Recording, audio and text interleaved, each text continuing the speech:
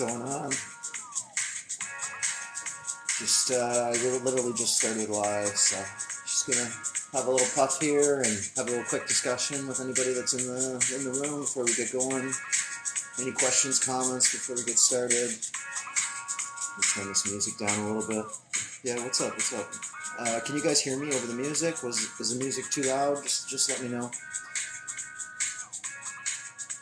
I mean, I'll turn it off in a minute before I get started or whatever, but it's kind of like an intro thing. I was playing with some beats earlier before I got going here this evening, so I just wanted to make like my own like little intro beat for this evening, so kind of pump myself up or whatever. What up? What up? I got a lot of people.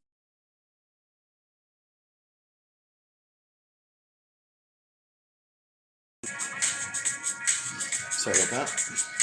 Yeah, so we're going to be continuing on with this book again this evening, and excuse me, we've been reading this book over the past few days, having live discussions about it. Some people might come on and talk. We might just chat in the comments, whatever the case may be, but yeah, so we've been talking about Tesla and what we really think he's all about, without a doubt. You know, I think we've developed some opinions for sure, and you know, if you go back on some of the older videos I've made the past few days, you can catch up if need be, or if you just want to hear me read the book or hear the discussions. It's quite funny at times, comical and interesting. It's definitely, it can be spicy and dramatic. He definitely lived quite the life. So it's the first couple of videos. I posted a few on YouTube already. So if you want to check the links for that. That's something that interests you guys. But yeah, so I'm going to be reading some more of this book, and we'll be discussing that. So I'm just going to wait for a few more people to jump on before I get going here today, and yeah, it should be pretty good. Looking forward to it, because this evening in particular, the chapter that we're going to be starting on is about Niagara Falls, which is really cool because it's like a segue into what I'm going to be doing either this weekend or just like on Monday or Tuesday. There's a tour that goes through one of the hydroelectric facilities that he was involved with, and so it's pretty cool, and I think it'd be really neat to see what the history books are saying about it, and try to, because on my page I discuss hydroelectricity a lot and all these different things, Tesla, and it'll be cool to get a tour of one of these facilities. So I do look forward to that, and it should be pretty exciting, because you know, I know a lot of people find Tesla very fascinating, and will want to hear more about that or whatever he was involved in. So I think that would be quite neat. So yeah, like I said, I'm just gonna wait a few more minutes before I get going here, and should be good.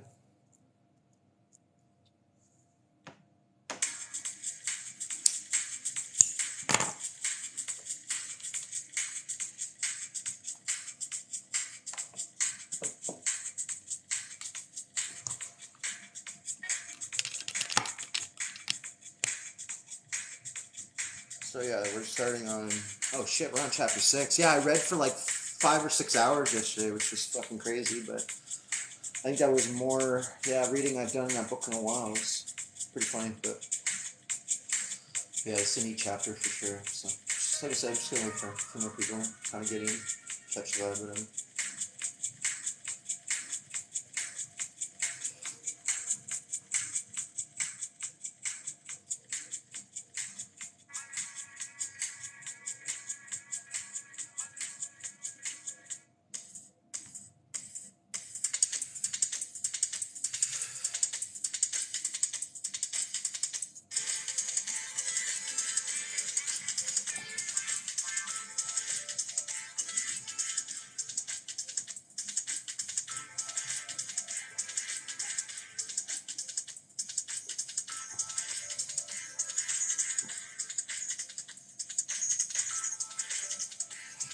What's going on, guys? What do we got here now? I don't know who was here the last night or the night before that, but if you've been watching, it'll be cool for you guys to kind of carry on, and you'll see the progression of what I've been reading and what we've seen so far in the life of Tesla, and it's definitely a different perspective than what most people have of this man. So it's kind of fun to like look at things from a different point of view, just, I'm not starstruck or anything, so, I can see through some of the bullshit. I know you guys have too. And I've been making some videos here and there too about some of the things we find out, and yesterday was interesting, so it'll be interesting to see what we have in the chapters for today. So I'm going to get started here in a minute or two. But yeah. Thank you for joining, and we'll see how many chapters we get through today. I don't know if we'll get through the whole book, but we're getting close.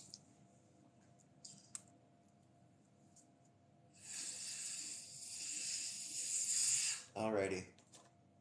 Chapter 6, Niagara Falls.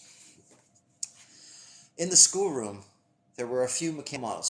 So this is a quote from Nikola Tesla. So, in the schoolroom, there were a few mechanical models which interested me and turned my attention to water turbines. I constructed many of these and found great pleasure in operating them. How extraordinary was my life, an incident may illustrate. My uncle had no use for this kind of pastime and was more than once rebuked me. I was fascinated by a description of Niagara Falls. I had perused and pictured in my imagination a big wheel run by the falls. Of course I did. I told my uncle that I would go to America and carry out this scheme. 30 years later, I saw my ideas carried out at Niagara and marveled at the unfathomable mystery of the mind.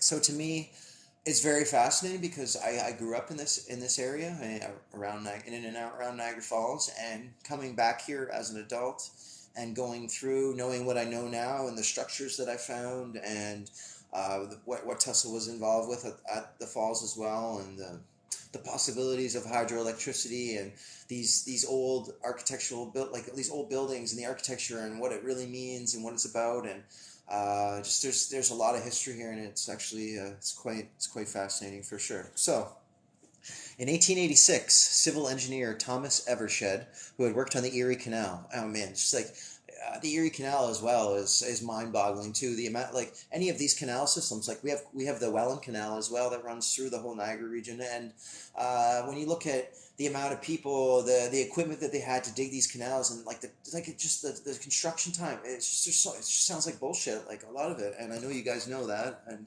just trying to send that point home that when you look at the history and you actually think about it and use common sense, and even just having the experience of being in the field of construction, you know how long these things are taking. And there's no way, with the amount of people and the tools that they had, like, you got to think a lot of this work was being done with horsepower. They were using horses to pull equipment around, to haul things. They were digging by hand. They didn't have excavators. So when you look at the amount of time that it was taking, it really doesn't add up. So Erie Canal. The proposed digging a series of canals and tiny tunnels to carry water from Niagara Falls to water wheels that would be used to power industrial mills and factories. Let's hear that. Water wheels that would be used to power industrial mills and factories. So that was in 1886. Is that what they're suggesting? That's when they were started? Okay, that's something interesting we'll have to look into a little bit more as far as when they actually started powering these factories with the hydroelectricity. Because me personally, I think they've been doing this for a very, very long time.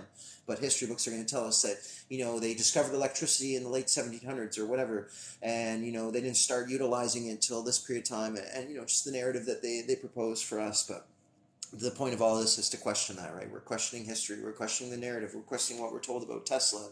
What work was he doing? What was it really all about, And the more we look into it, the more we're going to find, and that's the journey that we're going to be all taking together. So, continuing on. So this is Tesla in Niagara Falls. So 3 years later, Edison had drawn up a plan to electrify the city of Buffalo, New York, which was 20 miles away. However, DC had never been direct current had never been transmitted more than 1 or 2 miles. Even Westinghouse at that time was dubious that electricity could be transmitted so far, and suggested a complex system of compressed air tubes and cables to convey the power. Plans were drawn up for the construction of an industrial complex next to the falls. But then came the news that AC power had been transmitted the 109 miles from Laufen to Frankfurt by AEG in Germany. The International Niagara Commission, headed by Lord Kelvin, offered $20,000 for the best plan to harness the power of the falls. Like Edison, Kelvin was opposed to AC until he saw it in action at the Columbian Exposition. We were discussing that yesterday evening, the Columbian Exposition, and his involvement there. So then he became an enthusiastic convert. Westinghouse refused to enter at first as he felt that to win, he would be handing over $100,000 worth of advice. Of the 20 schemes submitted, 14 used hydraulics or compressed air, and that's an interesting subject too, like compressed air, hydraulics, and the use of that, and pneumatic systems and whatnot. But that's like, I think that like ties into like the whole like kind of steampunk era type of stuff. So, anyways. Where were we? So, four involved DC power, one of which was endorsed by Edison. Two used AC.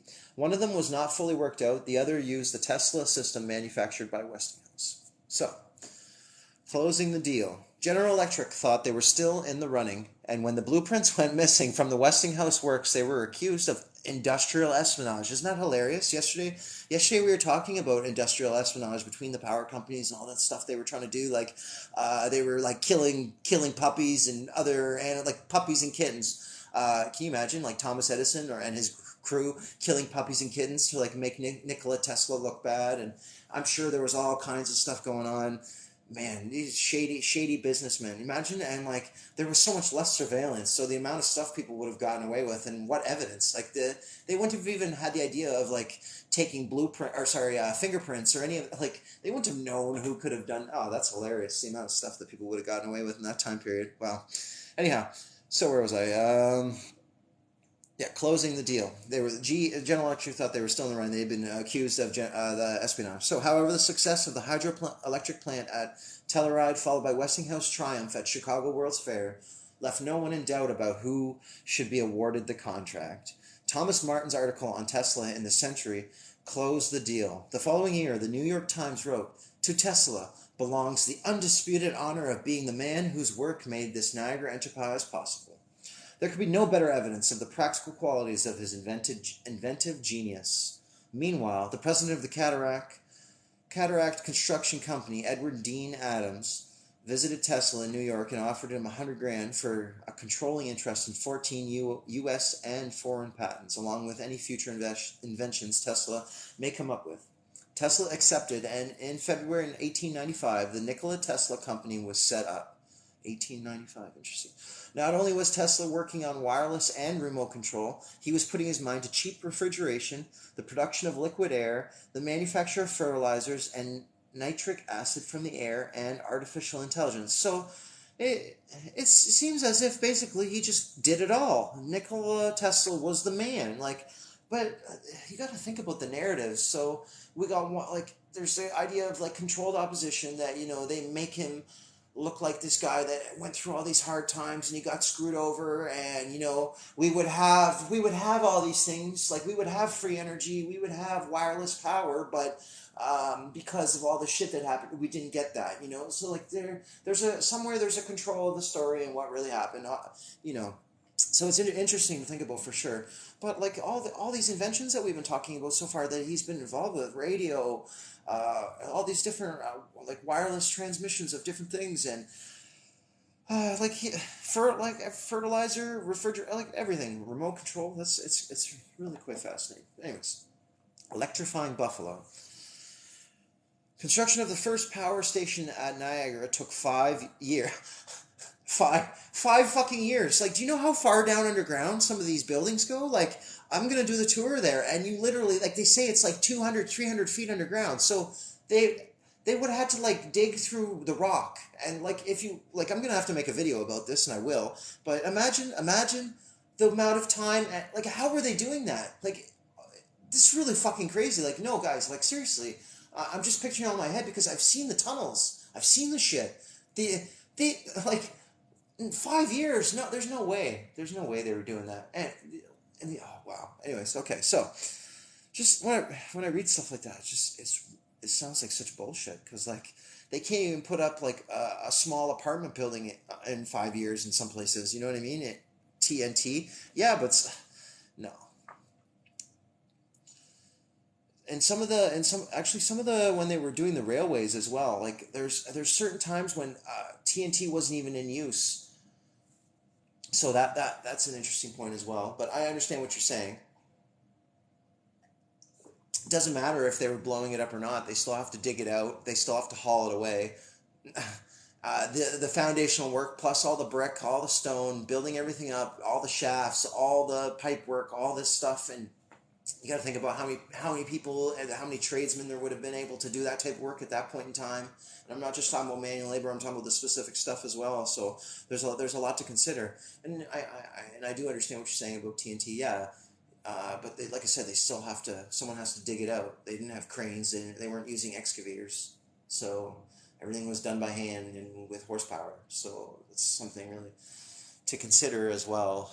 And the amount of time. Things are definitely not as quick. Even now, things take forever to get done. So just imagine more than 100 years ago, them trying to do these large construction projects.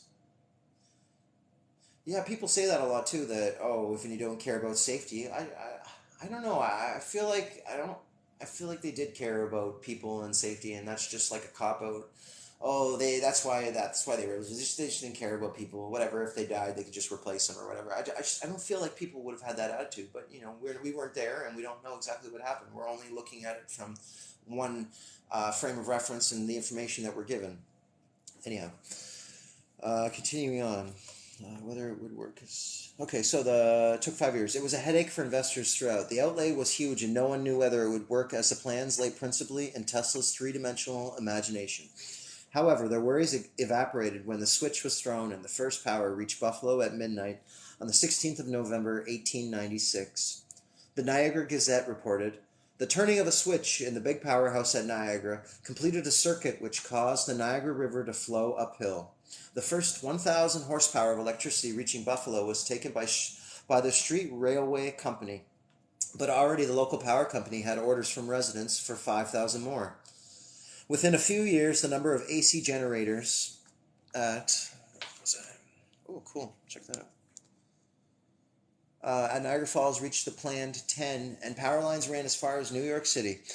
Broadway was ablaze with lights. It powered streetcars and the subway system. Even Thomas Edison's networks converted to to alternating current. See, how about that? If you can't beat them, join them, right? While these developments were going on, Tesla was doing more experiments with wireless transmission.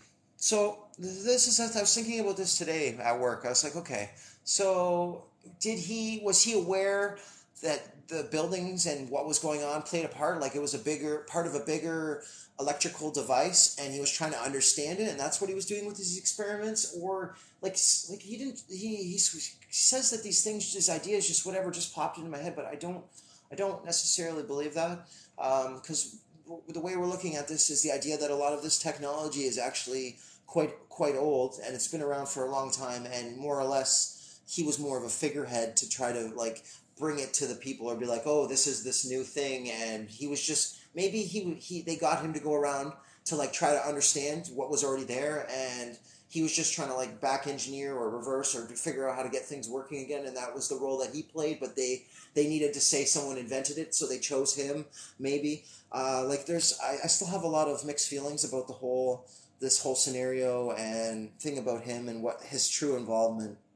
Because I feel like a lot of these characters to me, it's characters. It's like a lot of the history even on him and reading it. It's like reading a movie script. It's like a movie character. You know what I mean?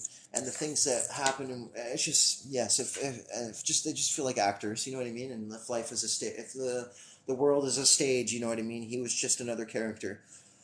Anyhow, so mesmerized by Mars. The next section. While these developments were going on, Tesla was doing more experiments with wireless transmission. He set up a transmitter on the roof of his laboratory using an aerial strung from a balloon. He could detect a signal on top of the Hotel Gerlach 30 blocks away. As always, Tesla was a visionary. Walking up Fifth Avenue one fine Sunday afternoon in 1894, he said to his young assistant, "After we have signaled from any point to any point on the Earth, the next step, we will be signaling other planets." America was in the grip of Martian fever at the time. The noted astronomer Percival Lowell was studying the canals on Mars. That was in quotations. I'm not sure. I'm not sure about that. If anybody knows about the canals on Mars, let me know. But the richest man to die on the Titanic had just published A Journey to the Other Worlds. He gave a copy to Tesla. What book is this? This is Nikola Tesla, The Life and Times of an Electric Messiah. Here, I'll show you the cover. It's really funny. I was at a thrift store the one day, and I was walking through the book section, and you know the back spine of the book where the title usually is? Well, all the books were faced like they should have been, but then this one book was facing towards me, the whole cover, and I was like, I took that as a message. I was like, shit, I got to read this book, and it's been kind of floating around with me for a little while now, and I picked it up for a while. I got some crazy ideas from like reading the first couple chapters, so I put it down for a while, and then I'm going to be doing some stuff here, and I'm trying to lighten my load, get rid of some stuff, so I wanted to go through this book, and I actually feel like doing it this way, it's almost like a little bit of a study, and we're going through it and discussing these ideas and whatever the case may be, going through it, and just I feel like we'll digest the information a little bit better because for me, just I can't just sit there by myself and just read, and I don't have the attention span for that. But for us to talk about it, stop here and there, have a discussion, it's actually a little more interesting for me, and it can capture my attention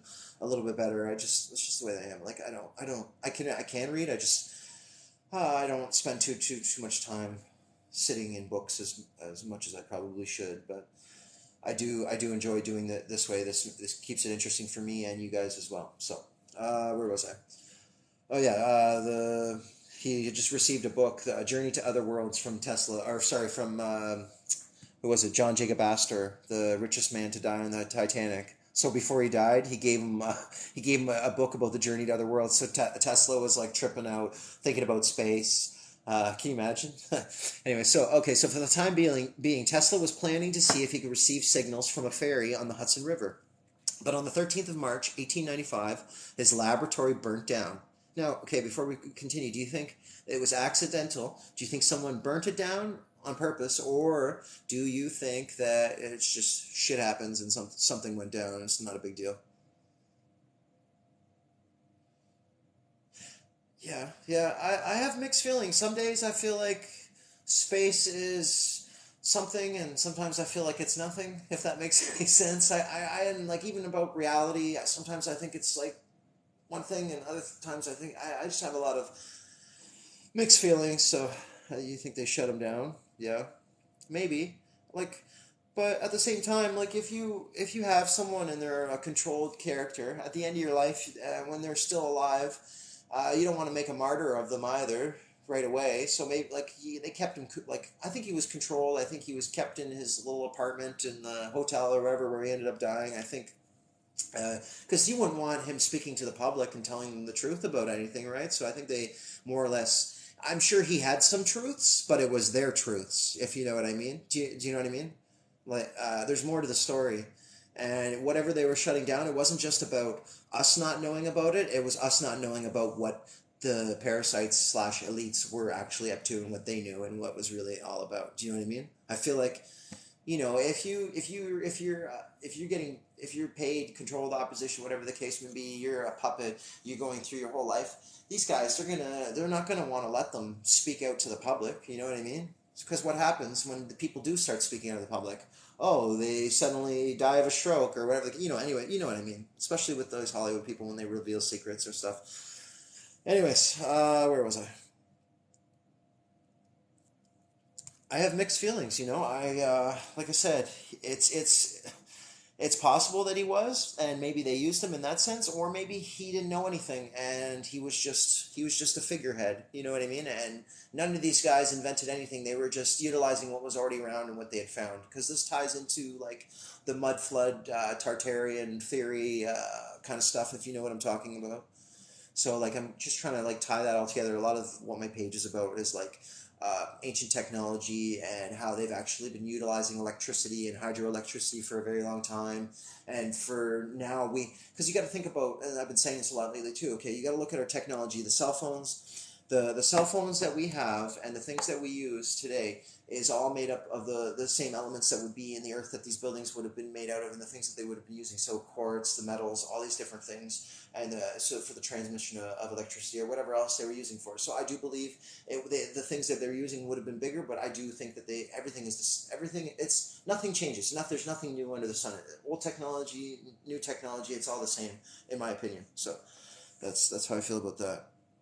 What do you have a question on before I continue on? What's the one thing that everyone can be bought. You know what I mean? If you when I was reading, think about all the people that are obsessed with getting famous. When I was reading the earlier his childhood, he was like, I'm pretty sure he killed his brother because his brother got more attention and was smarter than him. Nobody talks about Dane Tesla. Anyway, so he was. It's like there's parts of the story where it's like, oh, he was obsessed with getting his name out there and being the best. You know what I mean? If you want to be the best, the greatest, and you think about all the people that sell their souls for Hollywood, you know what I mean? And that situation, and they give up their body for money. So yes, people can be bought, and and a lot. Think about the exchange of information is very different back then than it would have been now. There wouldn't have been the same access. People wouldn't have been talking. Like, think about our relatives. Think about our parents and our parents' parents. They didn't even talk to their own kids. Do you think they were talking to other people about these things? Like, there's some like separation somewhere between the generations and their parents. Like, because like I remember stories thinking about my dad, and like it was always kids are meant to be seen, not heard. So if you keep that in mind and the communication between adults and children and whatever the case may be, do you think these adults would have been going around talking about these different things, or even been smart enough to even realize, or no? Because like we were all ignorant at one point in time as well. It's like no one said anything. But if all was left was children after a reset, or there was nobody and they were manufacturing children, or there was orphan children, you tell the children a story, they're going to believe it. You know what I mean? Children are malleable. They're little sponges. They're going to believe whatever you tell them. Why do you think there's so many children working in factories, and there you have teenage boys going to war and all this stuff? There's something to this for sure. And like I don't know. Like I'm not a historian. I'm just going by in my life experiences with construction and things like that. When I look at these buildings and other things, and I'm learning as I go. And but like, just when you think about these things and with common sense, and you look at what you're reading and the information being provided, and you're not, if you don't take it as complete truth, it's like I was saying yesterday, it's like this big game that they play, and it's like two truths and a lie, and the best way to lie is to use some truth. You know what I mean? Otherwise it's not going to resonate with people. So that's how I feel about that, if that makes sense. Let me just have a sip of my drink here, guys. And I mean, this is just my opinion, guys. Like, you can, everyone's welcome to feel how they feel, and some of what I say is going to resonate, and some of it's going to piss you off. But you know, it is what it is. We're all entitled to feel how we feel, and that's all based on our own perception, our filters, things that happen in our life that led us to believe the things that we believe. So, and that's what this is for. We can discuss things, we can share ideas. So I like doing these sort of things, and I appreciate you guys coming on, listening, whatever. And it's each like even just reading this book, I've learned a few interesting things and new bits of information. Like, no one ever talks about Dane Tesla, his brother, and like I think it's funny. Like, it's like this little like look into his life. Like, he wasn't the superstar that everyone thought he was. Like, he was apparently a womanizer, gambler.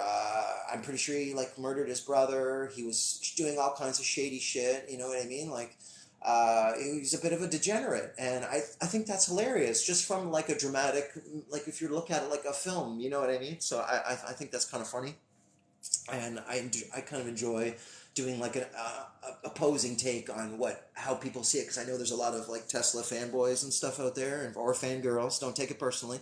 I was at one point in time too. I thought about it, but the more I thought about it, and the more information that I gain over time, I have a harder time believing that things are what we're told they were. You know what I mean? Whatever they're telling me, whenever, especially when I watch the news, if they're telling me to be upset with someone, I'm probably going to think the opposite. You know what I mean? Or it's like, here, look at the right hand. Well, what's the expression? It's like, look at the left hand or the right hand while the other one's doing something, or whatever the case may be. Okay, I'm going to continue reading. So where was I, guys? I was thinking about Martians. The following year, Tesla told the press that he was looking into the possibility of beckoning Martians, and when Lord Kelvin arrived in America in 1897, he suggested using the lights of New York to flash a signal to the Martians. Meanwhile, but the thing is, isn't there like apparently through space, like it's like light years, like how far away actually is Mars? Like, how long would it take for that signal to actually reach? Because would they see it right away, or does it has to travel through space or whatever, right? So I'm just curious about that. Anyway, so where was I? To send the lights to space. Sorry, I just lost my spot here. Flash a signal to the Martians. Yeah. So meanwhile, Edison was working on something even more outlandish: a telephone to contact the dead. That's that's funny. You ever guys see those pictures of like those ghost phones where it's like you see like I don't know if it was just like made up or like some Photoshop from the 1800s, but you see like this ghostly apparition and it's like a face or a body, and there's like some weird like mechanical looking stuff, and I don't know, just kind of like steampunk looking weird electrical devices or something like that. I've seen a few pictures floating around on the internet now. And it's funny because people will say, "Oh, that just made me think of something really interesting." Okay, so they were saying that people were playing like doing Photoshop in the 1800s, and they were just weird and kooky and doing some funny things. But then, when people try to talk about photos being doctored, they're like, "Oh, they weren't able to do that. So which is it?" There's so many contradictory ideas that we even just reading this book. It's like, oh, Tesla didn't want any fame or anything, and then on the other end, it's like, oh, that's all he wanted. So it's like it's no matter where we go and what we look at, we're going to see opposing ideas even on the same subject. So that is interesting stuff. So Edison wanted to contact the dead, but for Tesla, contacting Mars was just an extreme application of his principle of propagation of electric waves. It was merely an extension of a more earthly goal, he pointed out. The same principle may be employed with good effects for the transmission of news to all parts of the Earth.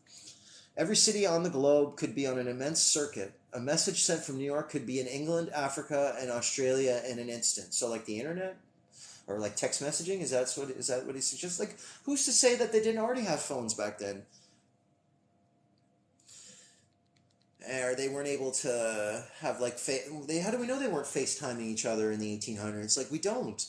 Uh, there's so many questions, definitely, and yes, there a lot of things are for division and confusion and whatnot. But I mean, it's fun to sift through the bullshit. So it's interesting stuff. Imagine though, where was I? What a grand thing that would be. Yeah, being able to communicate anywhere in an instant. So that tells me that they probably already knew that they could. So, electric demon duo. Arthur Brisbane in the World newspaper had announced that Tesla was greater even than Edison. But New York's Troy Press asked, who is Electric King, Edison or Tesla? Meanwhile, the two men, now billed as the twin wizards of electricity, were appearing at the National Electric Exposition in Philadelphia. The National Electrical Exposition. Somebody write that down. I'm kidding. I'm going to write that down so I don't forget. What did I say? The National Electrical Exposition. Expo of Philly. I'll have to maybe make a video about that. I'll check it out. See, some stuff catches my attention, and for future reference. So, Tesla was then on the ascendant as AC had been transmitted along telephone lines for a record-breaking 500 miles. Tesla was disappointed, though, as the power at the exposition was restricted due to the fear of fire. By this time, Edison was conceding the most amazing thing about his exposition is the demonstration of the ability to deliver here an electric current generated at Niagara Falls. To my mind, it solves one of the most important questions associated with electrical development. Bell concurred, stating, this long-distance transmission of electric power was the most important discovery of electric science that had been made for many years. Tesla told the Philadelphia Press, I am now convinced beyond any question that it is possible to transmit electricity. They already knew. So silly. To transmit electricity to commercial advantage over a distance of 500 miles at half the cost of generation by steam. I mean, if you're just doing it by water, all you'd have to do is build it, right? And have a few people there maintaining it. So, generation by steam. Yeah, I'm willing to stake my reputation and my life on this declaration. The power of electrical healing. Following on from Mark Twain's idea. Yeah, yesterday we were talking about, him and Mark Twain apparently were buddies. Like, they're probably like drinking buddies. And Mark Twain was like trying to scheme and hustle rich old ladies. No, I'm serious. This is what the story was. He wanted to scheme old ladies, so he wanted Tesla, I think, to invent or give him some sort of thing, like healing device. And he gave him this device to like help people like make them like shit or shit themselves or have to. So I thought that was really funny. Uh, and yeah, so Mark Twain and him. Just picture like Mark Twain and Tesla, like sitting there smoking a spliff, fucking shooting the shit, like playing drinking games or whatever, or whatever the case may be, because they were buddies, they were friends according to history. So, anyways. Here we go. Following, where was I? Yeah, Tesla began to experiment on the healing properties of electricity in his new laboratory on Houston Street in Greenwich Village. At the time, doctors were promoting electricity as a vitality booster and a universal healing agent. Some even said that it could cure tuberculosis, which was rife at the time. It was reported that Tesla took daily doses to deal with his depression after his lab burned down. He said that high frequencies produce anti-germicidal action. Yeah, he was like a germaphobe and super OCD apparently. As part of his daily routine, he would strip off and climb on board his apparatus and crank up the juice. He was also said to be working on an electric weeding tool to clear railroad tracks of unwanted undergrowth. He paid a short visit to Colorado where he claimed to have transmitted a signal through Pikes Peak using the energy of the earth rather than his oscillators. Interesting. Wait, using the energy of the earth, he transmitted a signal through Pikes Peak? Does anybody know what Pikes Peak is? What's Pikes Peak? I've never heard of that. Pikes Peak. Interesting. So, Pikes Peak. He was using the power of the earth. And that's what people are suggesting, too, about like the magnetic field that the earth is generating, and you're able to capture that electricity, like from the ionosphere or whatever the case may be, and that electricity that the earth is producing can be harnessed. But I don't quite fully understand that. But maybe at some point in time in this journey, we will get a better understanding of how that works. But to me, the one thing that I do agree with is the hydroelectricity, and I do believe they've been utilizing it for hundreds, if not thousands, of years. So, he was also said to be working on, I already mentioned that about the weeding tool.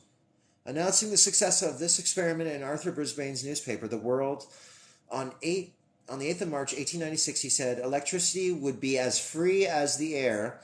The end has come to telegraph, telephone companies, and other monopolies with a crash. Okay, so, see, this kind of plays into that whole thing that people will say that, oh, he was going to give everyone free energy, and because they took it away, we never got that, and Tesla's dead, and that's the end of it. So I don't believe that. I believe we had it, we have it, and it will never go away.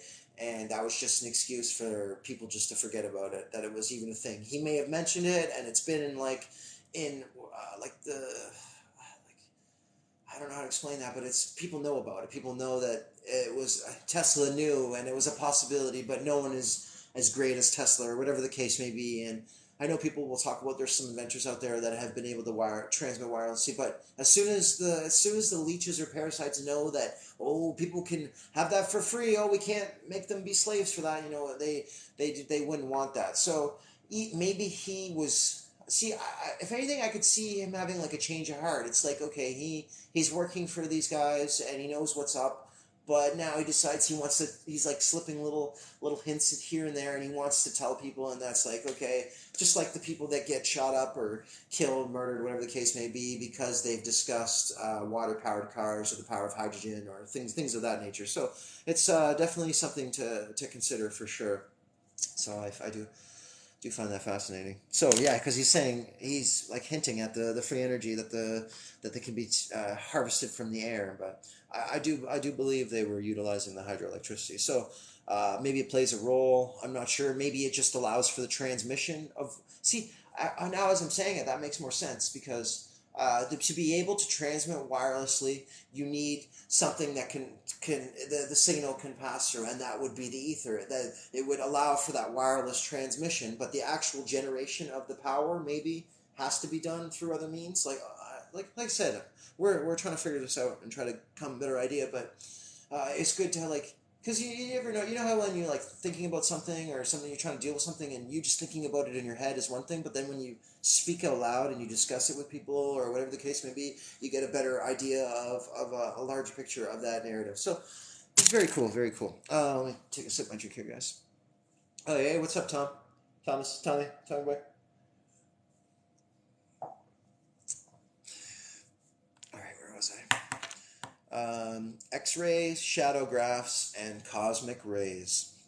While running a current through partially evacuated glass tubes, Tesla had also noticed special radiation was given off that could be detected by phosphorescent and fluorescent substances. In 1892, he gave lectures on what he called black light and very special radiation.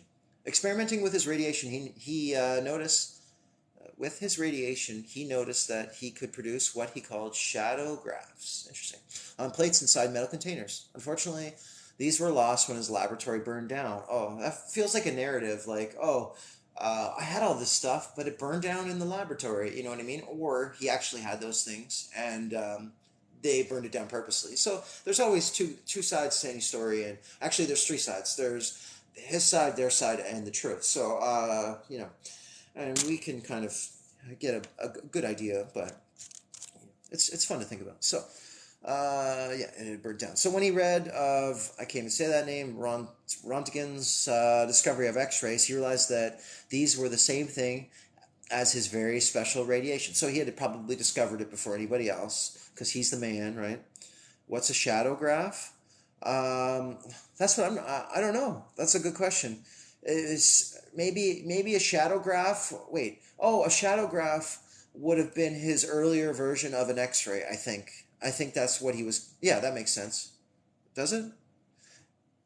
Yeah, because listen to what he said. He had what he called the black light was very special radiation. So which would produce what he called a shadow graph, and it had plates inside a metal container. Unfortunately, they were lost in his fire, so he wasn't able to continue with that invention. Yeah, basically. Yeah, and that's where. Okay, so he was the first to invent X-rays, but because his lab was burnt down, he had lost whatever designs or whatever he had built, and someone else came up with it.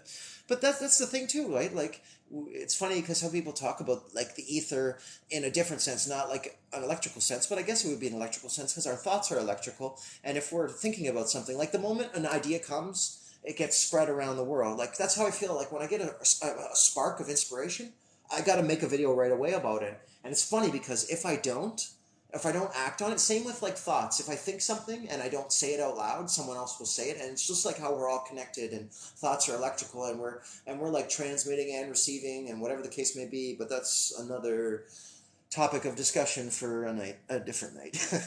But yeah, so I lost my train of thought. Shit. Where was I? Shadow graphs. Yes. So. He realized that these were the same thing he had invented. Yeah, he produced more shadow graphs and sent them to the X-ray inventor, who had asked how they had been made. Tesla quickly realized that he could get better results with a Tesla coil that developed 4 million volts. While others were X-raying thin structures such as hands and feet, he was taking photographs through the skull at a distance of 40 feet from the tube.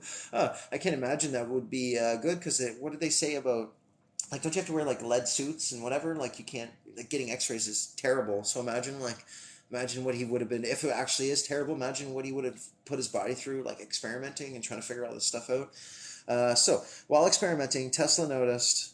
Yeah, right? Sounds healthy. Yeah, while experimenting, Tesla noticed that the energy had both particle and wave-like attributes, something later recognized by Albert Einstein. Another faker. He also speculated that the tiny lumps of matter involved, later known as electrons, might be broken up into even smaller pieces, and said that similar streams must be emitted by the sun, what we now know as cosmic rays.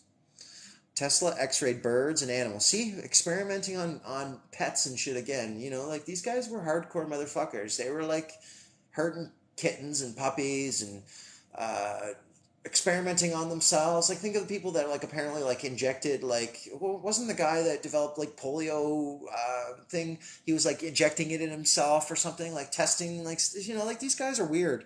But anyways, so yeah, he x-rayed birds, animals, himself, and his fuck, I didn't even have to read. Excuse me, guys, sorry. His assistants, quite oblivious to the fact that this might be dangerous. That's funny. He reasoned that the amount of material involved was so small that it would take centuries to build up enough to be poisonous.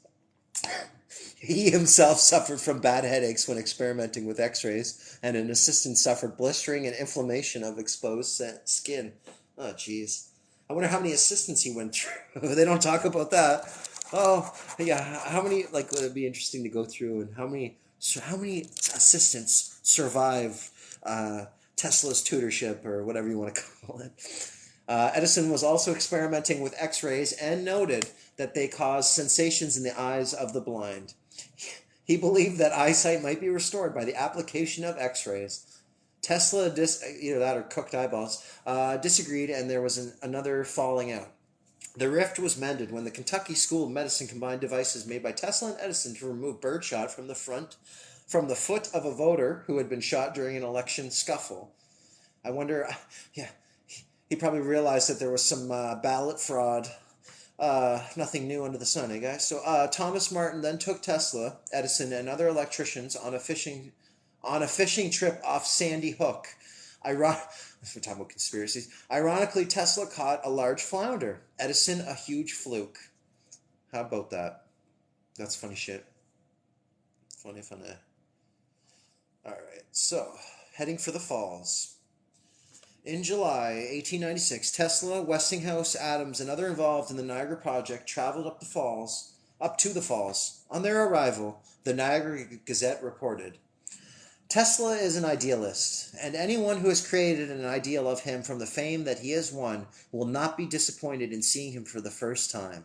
He is fully 6 feet tall, very dark of complexion, nervous and wiry, impressionable. Maidens would fall in love with him at first sight. Yeah, they probably wanted to fix him. Isn't that what all the ladies want to do? They're like, oh, he's 6 feet. Oh, mysterious. Oh, look at it. Oh, we could fix him. Anyways, sorry guys, I'm just making jokes here. So yeah, the women were throwing their panties at him, but he has no time to think of impressionable maidens. See, this goes back to what I've been discussing the past few times.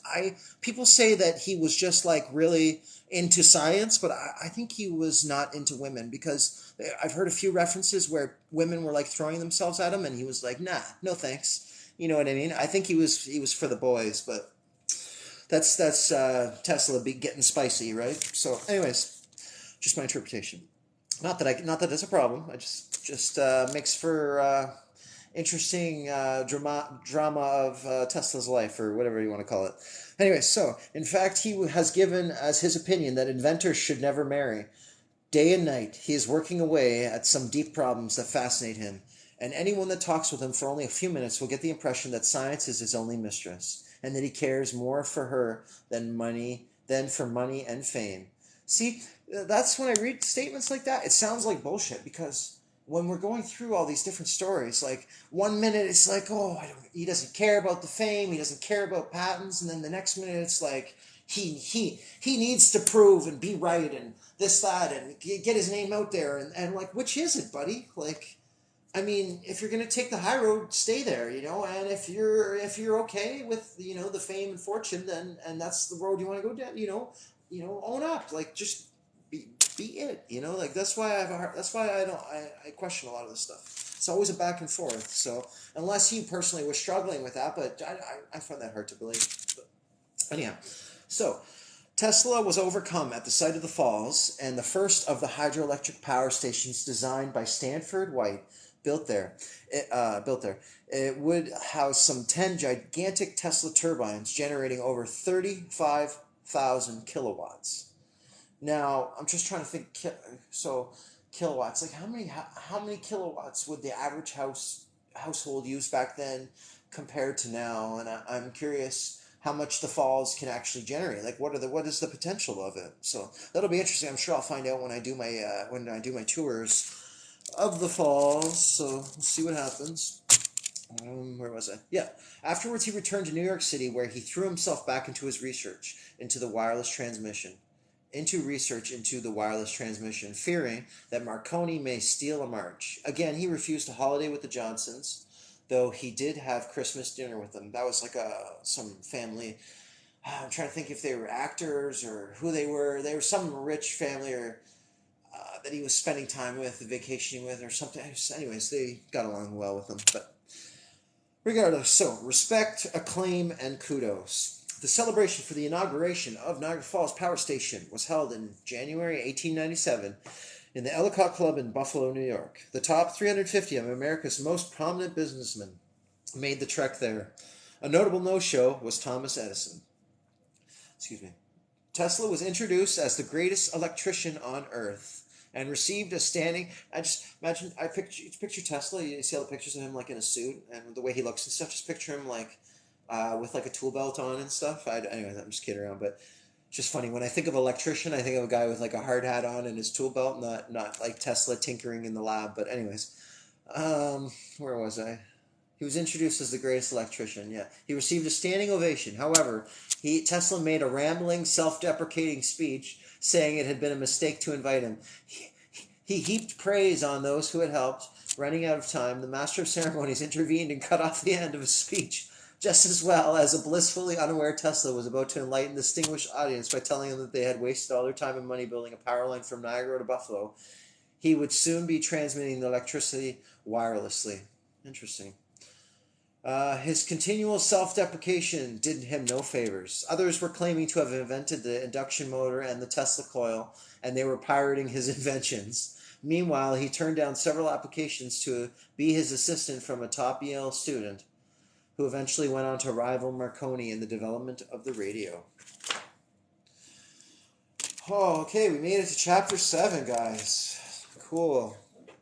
Okay, I'm just going to take a little... Who's... Okay, what's up, Kung Fu Mantis?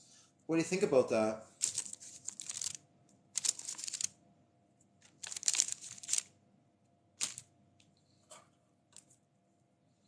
From the last chapter, what are your thoughts, feelings, ideas?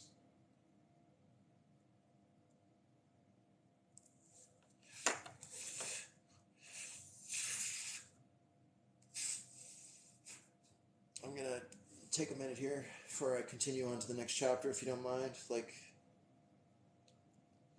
Yeah, I'm curious. And isn't the idea of Niagara Falls fascinating? I don't know if you're American or Canadian, but I'm sure you're aware of Niagara Falls to a certain degree.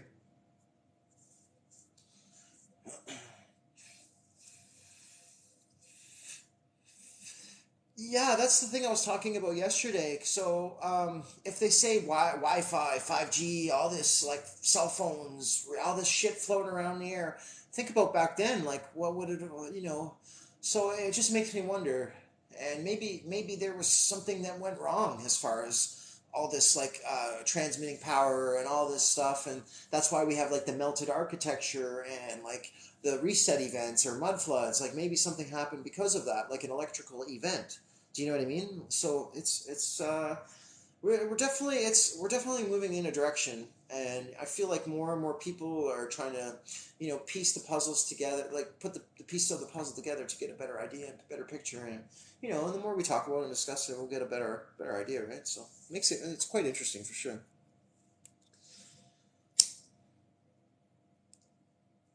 So, are you American or Canadian?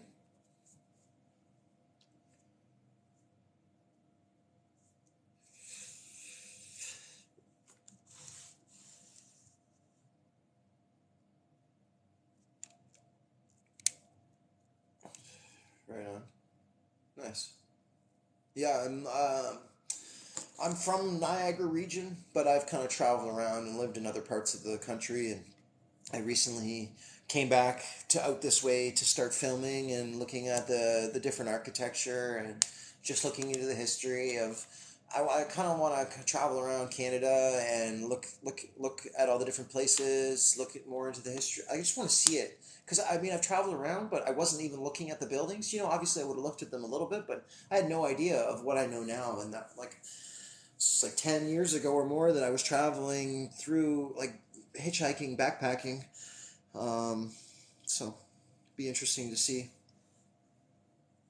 more of the country. If you look at my page, you'll see some of the stuff that I've been doing. And yeah, I think you have a pretty good idea of the kind of stuff that I'd be talking about based on how I respond and how I'm speaking about Tesla and the history or alternative history, technology, suppression of it, there, so on and so forth.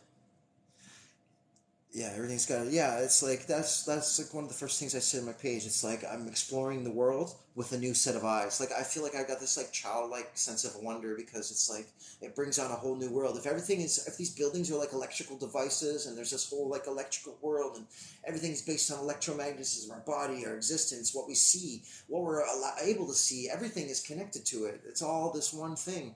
Do you know what I mean? It's like fractal existence where, yeah, it's pretty crazy, for sure. It really makes me think. And this mud flood stuff, it really ties, the Tartaria, whatever, it just really ties everything, really ties a lot of these conspiracy theories that I've been hearing for years now. It kind of, it's starting to make everything make sense. So it's definitely neat to explore, for sure.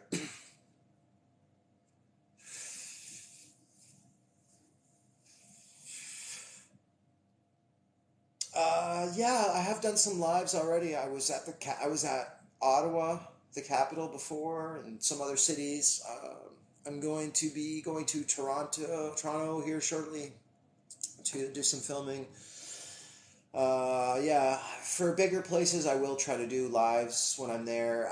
I've been trying to get people to like, cause like I'm gonna be backpacking and stuff, so I want to do tours of certain places, but it's gonna be tough. So I am looking for some support from anybody that wants to help, like for tours and things like that when I'm gonna be getting around and people want to see the content that's created from it. I mean, I'm gonna try to do certain ones regardless, but that is a limiting factor. So we'll see what happens with that, but. There is the tour of this facility that I would like to film. Uh, yeah, I've started recording. Sorry, I have recordings of some of the lives that I've done. I'll probably post the one from the Capitol. I split it up and I put it on my TikTok account, but I realized most people that are watching the TikTok videos are actually just want to watch the short form stuff. And if people, I figured out this, like people use this link tree thing where that connects like YouTube, TikTok, and whatever else. It's in my page. Like when you go to look at my page, you can click on that. And if you want to see any, like, because I've already done 2 or 3 readings so far of this book, and I've recorded them and or like I've recorded them and I put up 2 of them so far. So if you want to catch up on some of the earlier stuff, and I would suggest it because it's actually quite humorous, listening to like Tesla and his life and his like childhood and just the character that he is and was. You know what I mean? It's pretty neat. So if you enjoy listening to this, you'll probably want to listen to those other ones. And yeah, so I'm just gonna use YouTube for the long videos. Anything over 10 minutes. I don't even know if I should even bother putting 10-minute videos on TikTok because I feel like people don't really watch them all the way through. If you go to YouTube, you already know and you have that in your mind. You're gonna be something long, watching something long. TikTok's just for like quick scrolling, short little bursts of information or videos or whatever the case may be. I appreciate that. Thank you. Um, but yeah, so for me, I started making content, and then it wasn't enough. I was like, shit, I'm built for this. Like I've traveled around, I've done these things, but not for these reasons. So it's like I gotta get out there, and so I kind of just dropped everything I was doing, job, where I was living, all these things to kind of go travel. And then winter came about, and it was like February, and I couldn't even fly my drone anymore. It was getting too cold. Like it was literally too cold, and like I was can't sleeping in my car and stuff to travel around, save money, whatever. And I'm fine with that. And then I was visiting family, and someone just fucking totaled my car. So and the cost of the car and the cost to even deal with any of like the impound whatever that happened after it got towed, it just wasn't worth it. It was a beater, and I wasn't gonna bother trying to deal with that shit. So then now I became carless, which is fine.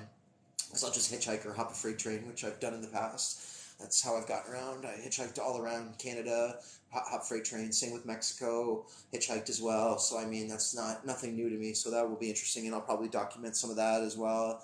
It's like I want to do like an adventure kind of thing, but it's also connected to like alternative history and like the Tesla stuff and this special architecture and how it's probably really really old and it's been acquired and it's older than we're told, and actually there's been civilization here longer than we're told, and like everything's all over the place. Check out the man who invented television. Hold on, let me write that down. Is that like a YouTube thing or what? The man who invented television. Cool, yeah. I appreciate that. I always like checking out new things. I'm almost ready to carry on. I appreciate you being patient with me and let me do my thing. It's just like I can talk and read and go, but I do want to have a little puff here and there and drink my coffee and shit. Philo Farnsworth? That sounds like a fake name. But yeah, okay. Philo Farnsworth, eh? What's up? Is that Samuel? I think I recognize your little picture. Yeah, hey, what's up? Yeah, it's cool. Everyone's kind of got their own like unique pictures, so like I can kind of see who's coming and going too, just in the corner of my eye. Hope all is well. Yeah, well maybe I don't know, but like I said, I've been doing construction for a while now. So when I that's the one thing that I'm doing. I'm looking at from a construction standpoint, not just like a historical. So when I'm looking at these buildings, I'm looking at the history around them, how long it took, all these different things. That's a whole new. Because like when I started thinking about this stuff and looking into it, I'm like, what the fuck? Like this really doesn't make sense. And then it just encouraged me and inspired me to look into more things. So, but yeah, like I was saying, just found this book it came to me, and it's just really wanted to share it with you guys. And like I said, whatever you've missed, you can check out my YouTube and catch up. I think I still have to post like one more video from before today, but it's already like a few hours. Obviously, you see how these discussions go. Like we'll start talking about something, or like I'll read and then we'll stop, and because there's something that we need to discuss. But we're like breaking down this book and getting a better idea. Why would they be buried? Well, they try to tell us, oh, they were. Why are the windows at ground level like that? Oh, it's just to let in light. But why is there doorways and why is there full windows buried underneath? So people think there was some sort of event, and so some people see a lot of people think it was soil liquefaction, like liquefaction. That's the word, and like earthquakes and shit like that or whatever, and they just kind of settled below. But I don't like wouldn't all the buildings be all tilted and all over the place? And that just doesn't really make sense to me because you have these buildings that apparently been standing for centuries, like that or thousands of years or whatever the case may be. And so, sorry, I lost my train of thought. The official reason they're saying, well, they're saying that they raised the street levels in a certain year in some places, or because of other disasters or fires or earthquakes or whatever, they have to like rebuild the cities and. Uh, that's something we'll have to look into some more as well. Because that's another thing that's argued as to when the actual event would have been. Some people say there's stuff happening every 100 years, so there's a lot of mixed feelings about that one. So I can't really give you 100% on that, but it'll be interesting to get a better idea, and I appreciate you reminding me of that. So you want to know exactly what the official narrative for the raised levels, right? So why those buildings are submerged when it's clearly entranceways. Like if there's pictures of like the White House, sorry, not the White House, one of the Washington D.C., the Capitol building, you can see there's clearly another level of like pillars and everything. But then there's the picture. Like, there's some places in like Europe or some places in the States where like I think I've shown a few videos where you see what the building would look like if it wasn't submerged. You know what I mean? So certain areas have had maybe more happen in one area than the other. So it's really something we got to figure out, but we'll get there. I'm so yeah. It's I think it's exciting to look at things differently. It makes me realize that there's more to the world and what's around us, and it really like I said, it connects a lot of things. It really makes things make more sense. Um, and I know people laugh at like the crystal hippie girls, but maybe there's something about crystal quartz and rocks and all these different things and being used as construction materials. And if they had a Baghdad battery, which is made out of clay, and clay is bricks, and bricks were buildings, and they were houses, and they were housing something, they were housing electricity, and they were obviously using electricity in ancient times too. So there's some interesting things to think about, but electricity is not a new thing, and we know the easiest way to control a population, you control their history, you control their future, kind of thing. You control the past, you control the future, whatever. You control the narrative. You can make people think whatever you want. You know what I mean? So these are all things to consider for sure. It's definitely fun to think about. All right, so I'm gonna get started here in a sec.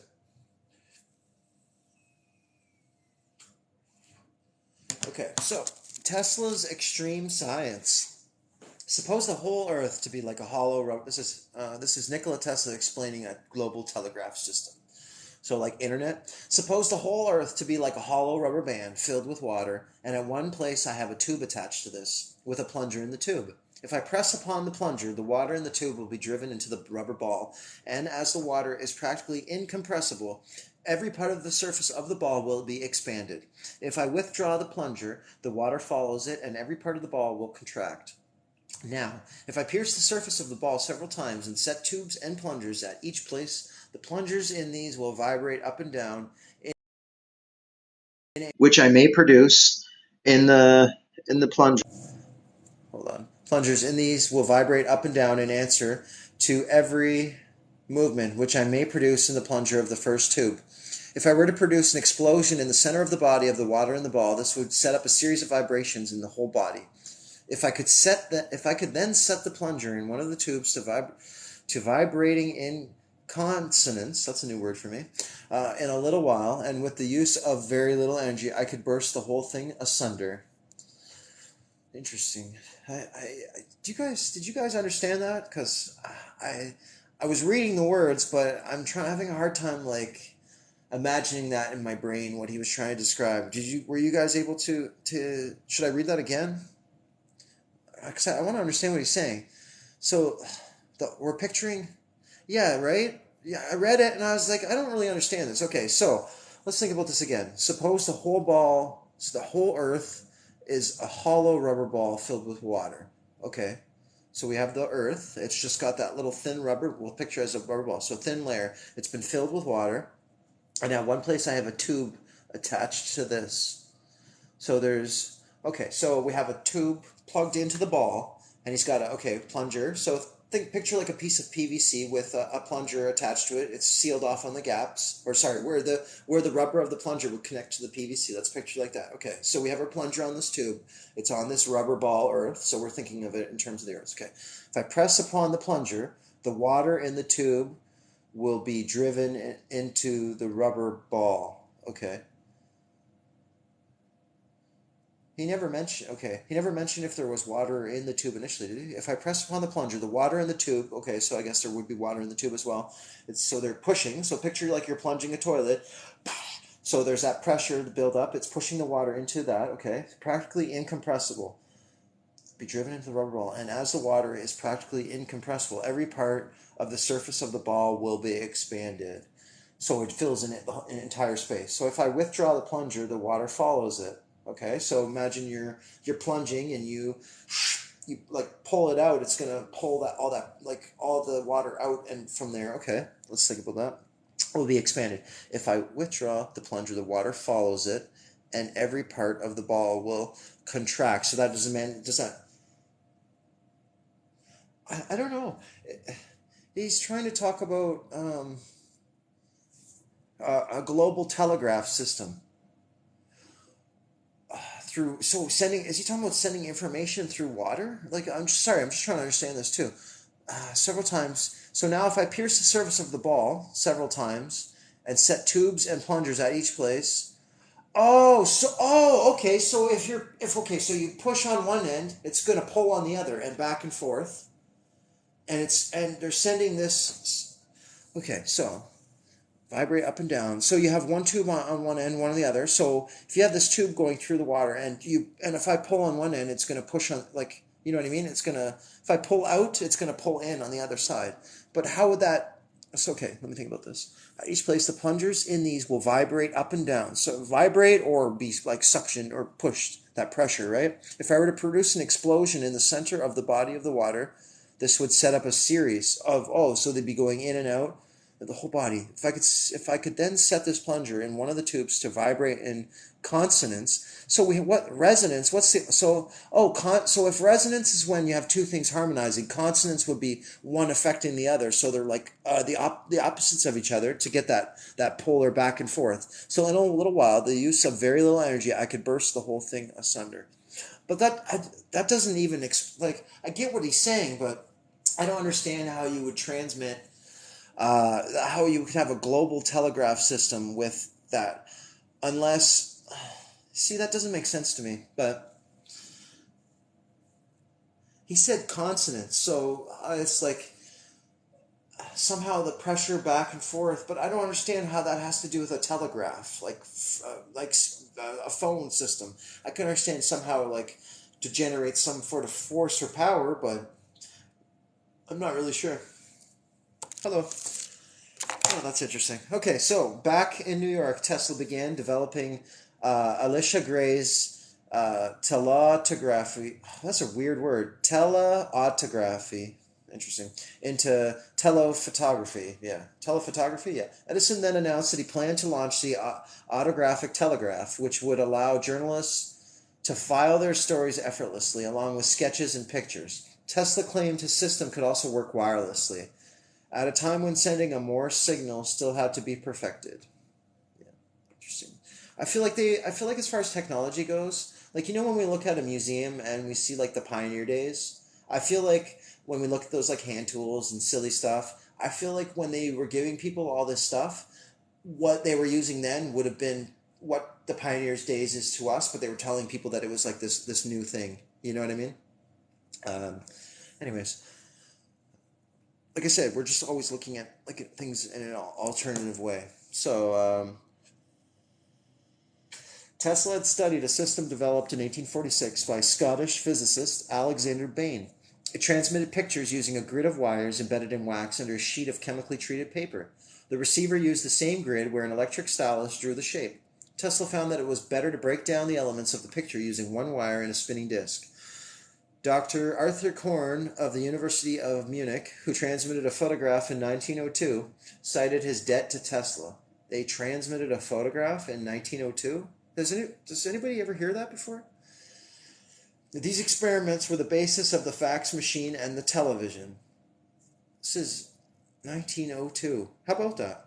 What do you guys think about that? They were sending pictures. Were they sending it over the internet? Like, interesting. Because, he's talking about a global system.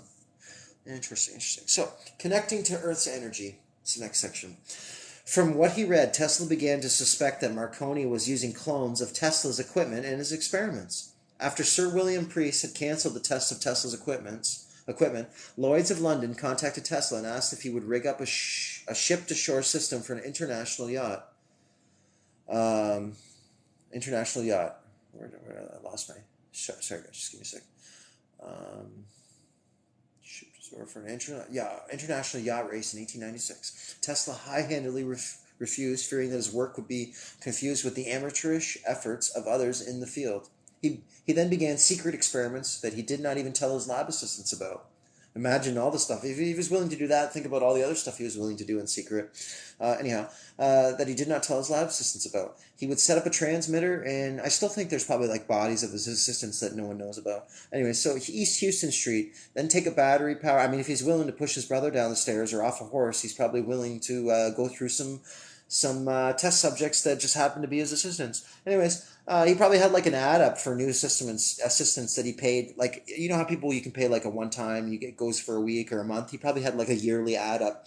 Tesla looking for assistants. Imagine.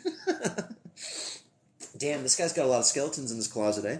So, he didn't even tell his assistants. So he would set up a transmitter in East Houston Street, then take a battery-powered receiver up the Hudson River to West Point. A distance of some 50 miles from there, he could tune in the signal from the transmitter. He did this 2 or 3 times. He told a court in 1915. At the same time, he considered harnessing wind power, tidal power, solar energy, and geothermal energy. Like, think about it. Think about all this stuff that they're coming out now, and they're like, oh, look at all these great things we can do. And, like, you see exactly what this guy's talking about, like 120 some odd years ago, right? So, I mean, this shit's not new. And, like, how do we know that a lot of this wasn't already a thing? Like, I definitely have questions. So, if they were transmitting an image, what was it being received on? Exactly. Like, that's what I want to know. I want to know what they were, like, what was the screen and what it looked like? Did it print out something? Like, I got questions. So and that's the thing. We look at this stuff and then it just brings more questions. It's like, but the thing is, these more questions, it makes you question history even more. And it questions, like, the deceit and lies, whatever you want to say or call it, you know what I mean? So, where was I? So yeah, he was wanting to harness all this different types of energy. Electricity could be used to electrolyze water, separated into hydrogen and oxygen. Oh, water power cars. Whose explosive recombination would produce heat and steam. Of course it would. He patented a machine to produce ozone. You know, ozone. That's like a lot. Some businesses use that to like clean the. You can have like ozone treated water or air or whatever the case may be. And I think ozone is actually a result that comes after rainfall. It's like negative ions, whatever. Anyway, so and it worked out how to separate nitrogen out of air electrically. The farmer would simply shovel earth into the machine and switch it on. Wow! Hey, wait a second. Wait a second. I've been gardening for years and stuff. So there's like alfalfa, all these other things that like little micro things that you can plant. They actually fix nitrogen out of the air. And if plants are electrical, then you could actually that actually makes sense. You could actually create some sort of system that could harness the nitrogen in the air because our air is made up of nitrogen and plants need nitrogen. Holy fuck. Wow. That's really fucking cool. What, like, is that not fucking cool? Think about that. Okay, I gotta read a little more on that. Because I've heard of electroculture, and that's something I've looked into recently and found out about the use of like copper wire and gardens, and so that's why it's increasing the yields. Is it that it would be fixing more nitrogen from the air and giving it back to the soil? Fuck me. Wow. Okay, yeah, that's exciting. So electricity, where was I? Fucking electricity. Everything's electrical. Jesus Christ, that's so crazy. Electricity, electromagnetism. Cool shit. Right. So the farmer would simply shovel earth into the machine and switch it on. The current would drive out the oxygen and hydrogen, leaving the nitrogen to be absorbed in the soil, which would emerge ready fertilized. Interesting. Yeah, look up electroculture. Like so I can't even. I'm stoned. Electro. So TRO. So ELECTRO culture. So check that out. I think I have a video somewhere on my page that some other guy that I forget what his name is. It's on the page there, whatever. That was talking about it because there was a guy in the 1800s that wrote a book and they've suppressed a bunch of this information that if you use copper tools as well, that increases yields. In the garden, and you use these copper coils, and there's a whole bunch of really like neat inventions, and it was actually like they were telling people to stop doing it because they were having like way too much to deal with, and it was like whatever, I don't know, affect the market because like an overabundance or something like that. Anyways, I think that's really neat, and that's actually tying in some other stuff. So very, very interesting indeed. So where was I? Yeah, so the soil would emerge ready fertilized. They didn't even need. Think about the fucking parasites, man. Like all these like fertilizers and stuff. They're all the leftovers are from like petroleum products. The fluoride in our water. All this stuff is based around a industry that doesn't even need to exist. It's all about that money, eh? Okay, so over 4,000 people turned out to see his lecture on the advances he made in the field of X-rays at the New York Academy of Science. Though it is thought that they had hoped to see him hurling thunderbolts again, like some of his previous demonstrations. We talked about that in some of the other videos. Then in an article in Scribner's magazine on Marconi's successful transmission of a radio signal 8 miles, he outlined a system for transmitting messages instantly around the world using the telluric currents that run below the surface of the Earth. What is telluric? It's Telluric. Telluric? I've never heard of that before. So there's what? Weird. So telluric currents that run below the surface of the Earth. He also had plans to transmit signals through the ionized layers thought to exist in the upper atmosphere. So the ionosphere. So transmitting signals through the ionosphere, the ether. So is the ether just like a vehicle for electricity to pass through, or is there electricity in it that can be harnessed? This is the question, right? Right. So Tesla. While Tesla had done all the early development in radio, Marconi was preparing to transmit a signal across the English Channel. Once again, Tesla had failed to exploit his own invention. Without the money to pursue his bigger projects, his pronouncements have made him sound like a mad scientist. Brown and Peck were still earning thousands from his patents, while Westinghouse had joined forces with General Electric. Tesla's the ether, okay, so the ether, the way people describe it, it's basically our atmosphere or the ionosphere, and so the Earth is creating this electric field, and Tesla was said to be able to. He figured out how to tap into it, and we could have had free power, but since the elites suppressed Tesla, we never had that. But I'm under the belief that we always had it, and they suppressed it, and they're just using him as a figurehead, like to get mad at. You know how like politicians we get they just pick people for us to be upset about, but it's probably not them that's the true problem, kind of thing, or the reason, whatever the case may be. So, if you know what I mean. Does that make sense? All right. So, and yeah, Tesla got screwed over. He got ripped off. The first day he stepped into New York, he apparently got robbed for all his shit. Like he had a rough go, and people were stealing. And so he worked for a company, and they shut him out of the company. They took all his shit and patents, everything. He just got screwed over. So these guys were still making money off his patents, while Westinghouse had joined forces with the other, with General Electric. Tesla's induction motors and polyphase systems were about to power subway trains without a penny going to the inventor. Tesla was further sidelined at an electrical exhibition in New York organized by Stanford White. The Marconi Company was represented by Edison's son, Thomas Edison Jr. Marconi had needed some wireless patents that Edison had taken out, and the Wizard of Menlo Park was happy to do business. It's pretty neat, eh? So, making the Earth move. Tesla placed one of his oscillators in the central support beam in the basement of the building of his Houston Street lab and adjusted the frequency until the beam began to hum. While he was distracted momentarily, the building began... Oh, earthquake machine. So, oh, shit. So, maybe they, used him, or... Maybe they used him to figure out some machinery that was already around, and maybe that's part of the reset. Maybe there was a bunch of earthquakes, or they used that to they used his technology, or they used him to figure out some old weaponry or something that they got a hold of. Because if he could have an earthquake machine, that's pretty intense. Tesla was building death rays and all these different machinery, but it was So if he can change the weather, he can definitely cause earthquakes, apparently. So, along with the Earth and all the buildings around it, according to the Brooklyn Eagle, the fire department responded to an alarm frantically turned in. 4 tons of machinery flew across the basement, and the only thing which saved the building from utter collapse was the quick action of Dr. Tesla in seizing a sledgehammer and destroying the machine. Wow, imagine the shit collapsed on him.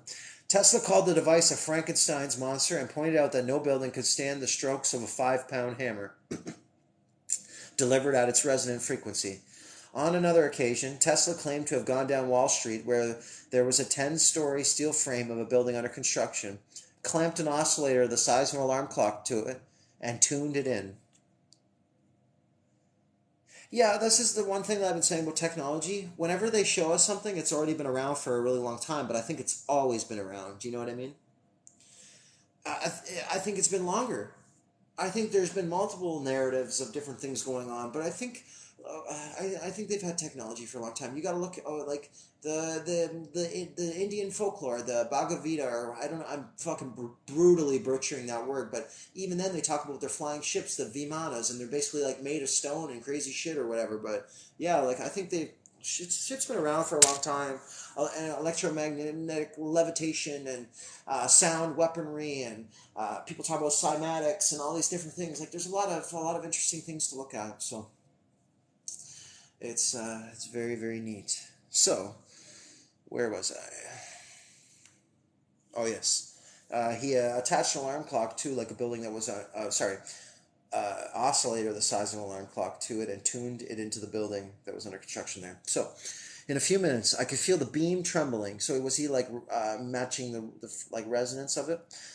Gradually, because they're saying I found this video and I was talking about resonant frequency and sound. So if you can resonate the same, if I sing and match the sound of the glass, the resonant frequency, you can destroy it, right? So that could go for pretty much anything. So what happens when you tune into the resonant frequency of the earth? Does that? Oh, wait. So there's a bug. I forget what it is, but it has like a hollow cavity in its body, and what it does, it actually tunes itself. It vibrates or hums to the resonant frequency of the earth, and that's how it actually flies around. So, is it possible for us, if I can tune, or what if I make the sound, or sing the sound, or create that somehow, that vibration, tune into the resonant frequency of the earth? Does that mean I can levitate? Whew, interesting stuff. Because, I mean, essentially that's what that's basically saying, right? And we know electromagnetic levitation, acoustic levitation, that's a thing, right? So, interesting. See, this is why I like this stuff, because it gets me thinking, and it probably gets you guys thinking too. But think about, like, if I wouldn't have read that, I wouldn't have been thinking about that sort of thing, because, and like I said, it ties certain ideas together, and some cultural things. Yeah, but they're. I can't remember, but he had some like little pad or whatever, and something about, but yeah, this is interesting, cool. Okay, so where was I? Finally, the structure began to creak and weave, and the steelworkers came to the ground, panic-stricken, believing that there had been an earthquake. Rumors spread that the building was about to fall, and the police reserves were called out. Before anything serious happened, I took off the vibrator, put it in my pocket, and went away. But if I had kept on 10 minutes more, I could have laid that building flat in the street, and with the same vibrator, I could drop the Brooklyn Bridge in less than an hour. So, do you think, like, because you know how that guy from the war, I'm not going to mention his name, was, they apparently back in the day, they talk about him like searching for like occult information or technology or like alien technology, but maybe it wasn't alien technology, maybe it was just like old hidden technology. And uh, if Tesla was inventing all this crazy stuff or had access to the stuff that was already around and was getting it to work, how do we know that so and so wasn't searching for these things because he knew about them, because other people knew about them, you know what I mean, and wanted to be involved in that? So that ties in those older conspiracies. Because I don't believe in aliens, but I mean, at this point anything's possible. But I got a lot of questions about that kind of stuff. But that's not what we're trying to discuss today. Just got me thinking about it. You know what I mean? So sorry, where was I? Yeah, he could drop the Brooklyn Bridge in an hour, less than an hour. He told reporters that he could have split the earth the same way, destroying mankind. Oh, does he have like a god complex now? Yeah. Anyways, he had worked out that the resonant frequency of the earth has a period. How would you work out the resonant frequency of the earth? Has a periodicity of an hour and 49 minutes. If he were to explode a ton of dynamite every hour and 49 minutes, the shock waves would keep reinforcing one another. He estimated that it would take a year to smash the world to pieces, but in a few weeks I could set the Earth's crust in such a state of vibration that it would rise and fall hundreds of feet, throwing rivers out of their beds, wrecking buildings, and practically destroying civilization. Wow. Think about that. Because it's funny, because this is all in the 1800s, and I'm pretty sure there was, like, because I keep seeing right around the early 1900s, 1906, between like 1905, 1906, 1907, right around there was a bunch of fires, a bunch of earthquakes, all these different things that were happening around. So do you think they got a hold of this technology, or he got it for them to work, and that's how they used it for like a reset kind of situation, or maybe they misused it, and that's where like some of the melted buildings come in, or whatever the case may be? Like, it's interesting to think about. Maybe, yeah, like maybe that's what caused that. Maybe Tesla caused the mud flood for all we know. Imagine that. Wow, it's interesting to think about. I'm really glad I picked this book up again, because I kind of put it down for a while, and I'm glad I decided to do this reading, because discussing it, like I said, discussing it out loud is not the same as reading it in your head, and like really trying to understand what we're reading here, guys. So, oh, it's pretty cool, eh? Pretty neat. Maybe Tesla caused one of the resets, or maybe he reverse engineered the technology for them to, because anything can be used for good or bad, nefarious purposes. It's all about intention, right? It can be for good or evil. Doesn't matter what it is. So, where was I? Researching remote control. In 1898, the United States went to war with Spain after the battleship the USS Maine was sunk in Havana Harbor. Cuba was still a Spanish colony at the time. It was thought that Tesla was on John Jacob Astor's yacht. This was before the Titanic sunk. Oh, weird. Interesting. He was on his yacht, proposed the idea of a guided torpedo. While Astor and his yacht went to war, Tesla began making preliminary experiments with a remote-controlled boat. Tesla had a large tank in the auditorium of the Electrical Exhibition in 1898.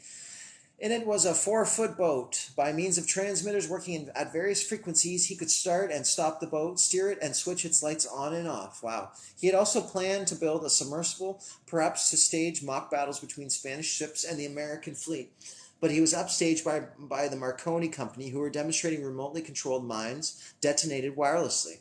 The press got particularly excited when Tom Edison Jr. accidentally blew his desk up where other mines were stored. Wow. Wow, that's interesting. Yeah, it's resonant frequency, right? The power of sound. Why do you think my name is frequency? It's not just you freak out when you see. It's literally the frequency, light, sound, all this shit. It's super important, right? It's not for nothing. Okay, so where was I? Yeah, Tesla, or sorry, Tom Edison Jr. was a fuck up. Anyway, so Tesla's invention seemed all the more crazy when he proposed a torpedo boat without a crew. Remote control. My submarine boat loaded with its torpedoes. Imagine that brings up makes me think of the those towers that kind of fell like 20 some odd years ago. How do we know that they didn't have remote control airplanes? But anyways, I'm not trying to get into that right now. I mean, we could talk about all kinds of conspiracies, but we're just fucking focus on this dude. One thing at a time. So, my submarine boat, loaded with its torpedoes, can start out from a protected bay or be dropped over a ship's side, make its devious way below the surface through the dangerous channels of mine beds in protected harbors, and attack a fleet at anchor, or go out to sea and circle about, watching for its prey, then dart upon it at a favorable moment. Rush up to within 100 feet of it if need be, discharge its deadly weapon, and return to the hand that sent it. Yet through all these wonderful evolutions, it will be under the absolute and instant control of a distant human hand on a far-off headland, so drone technology, or on a warship whose hull is below the horizon and invisible to the enemy. I am aware that this sounds almost incredible, and I have refrained from making this invention public till I had worked out every practical detail of it. In my laboratory, I now have such a model, and my plans description at the patent office at Washington show the full specifications of it. Even the electrical engineer, edited by his friend Thomas Martin, complained that Tesla was always promising great things and failing to deliver, saying, "Mr. Tesla fools himself if he fools anybody when he launches forth into the dazzling theories and speculations associated with his name." So they were talking shit about him too, right? So, more questions. He would tether up aloft balloons in those strata and deliver to them large quantities of current at such high potential that it would travel economically across the space without wires, say from Niagara Falls to Paris. By this facile distribution of water power, coal and steam would become unnecessary to industry. Oh, well, then they couldn't make money off of it. Of course not. The new plan may explain why Mr. Tesla had abandoned his old steam oscillator. It is earnestly to be hoped that this novel idea will prove workable. Balloons were a dismal failure in our late way, but that is no criterion, and Mr. Tesla may have some superior gas for inflation and sustentation purposes. It will be remembered that Mr. Marconi has already telegraphed from balloon to balloon without wires, a distance of over 20 miles, thus proving in advance the tenability of Mr. Tesla's proposition. So, if they were able to transmit power wirelessly, why do we have anything wired at all, ever, today? Like, all our power is, like, underground cables or wired above, correct? So, why even bother? Like, think about all the infrastructure or whatever you want to call it that you just needed to connect all these things. Same with telephones, all this stuff. Like, if they knew about it and they could do it, what would be the point? What do you, like? I'm just curious. Like, what do you guys think? I'm just trying to wrap my head around that one. Like, if they could do it, why wouldn't they? why would you go around putting up telephone poles and wires and all this shit? Like, because I understand they wanted to charge us for these things, but couldn't you have still done it wirelessly and have like a panel, like, because they figured out a way to charge people and monitor how much people were using and whatnot, so they could have done that all wirelessly. Why even bother setting all that stuff up? It just seems silly. Anyhow, what do we got? Perhaps Tesla was caught up in war fever, but he was convinced his devil automata was the way of the future. The continuous development in this direction must ultimately make a war a mere contest of machines without men and without loss of life. He wrote, a condition which would have been impossible. Is he talking about like robots and stuff? Anyways, without his new departure, and which, in my opinion, must be reached a preliminary to permanent peace. Others agreed with him. One of them was Mark Twain, who wanted to sell patents to European governments. Tesla himself entered into the negotiations with the Tsar Nicholas II of Russia.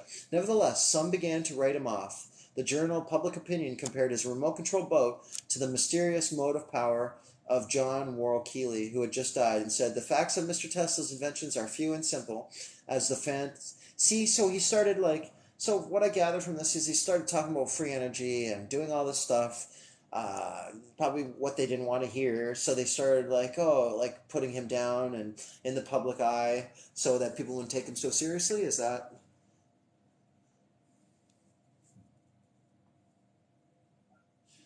Right, it doesn't seem efficient. Power honestly wasted, not hitting anything. But maybe, yeah. I'm not an electrical engineer, so I'm still trying to understand this shit myself too. But it's interesting to think about for sure. So, yeah.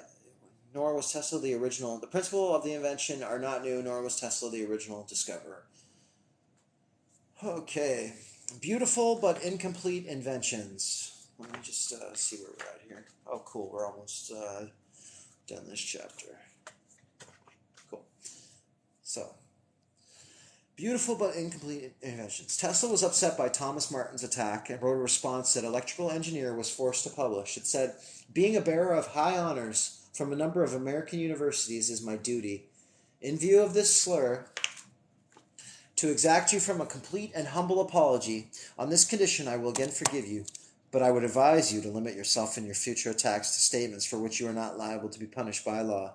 Martin struck back, saying directly after Tesla's letter, our foremost electrical inventor has been kind enough to say that the electrical engineer made by Mr. Tesla, the implication, of course, being that Tesla was not America's foremost electrical engineer, and it was true that between 1890 and 1898, Electrical Engineer had published 167 articles by or about Tesla.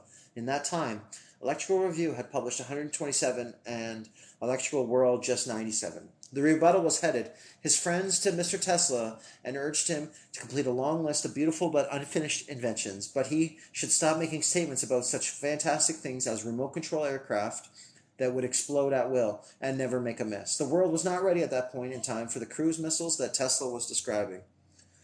But Martin had a point. Tesla's oscillator was not a commercial success. His fluorescent tubes never went on the market, and his wireless transmission of power was never realized. Well, I do think he was on the spectrum, so maybe like, I have a hard time sometimes stuff like I'll start stuff and then I get distracted and then I never follow through. Like maybe he invented something and he just went on to the next thing. He never bothered putting it to market or commercializing or whatever. Maybe he just invented it, off to the next thing. Blah, blah, blah, you know what I mean? So it's interesting to think about. Martin had a point. Yeah. So where was I? His lights never went to market. His wireless transmission of power was never realized. Tesla was sanguine. I'm not sure what that means. He wrote later, I'm glad that I'm living in a place in which, though they can roast me in the papers, they cannot burn me at the stake. As a final shot at Martin and the electrical engineer, he published an article in Electrical Review with pictures showing him holding a glowing wireless vacuum lamp the size of a basketball lit by millions of volts conducted by his body. Cool. Let's take a look at this. It's a remote control boat they were talking about.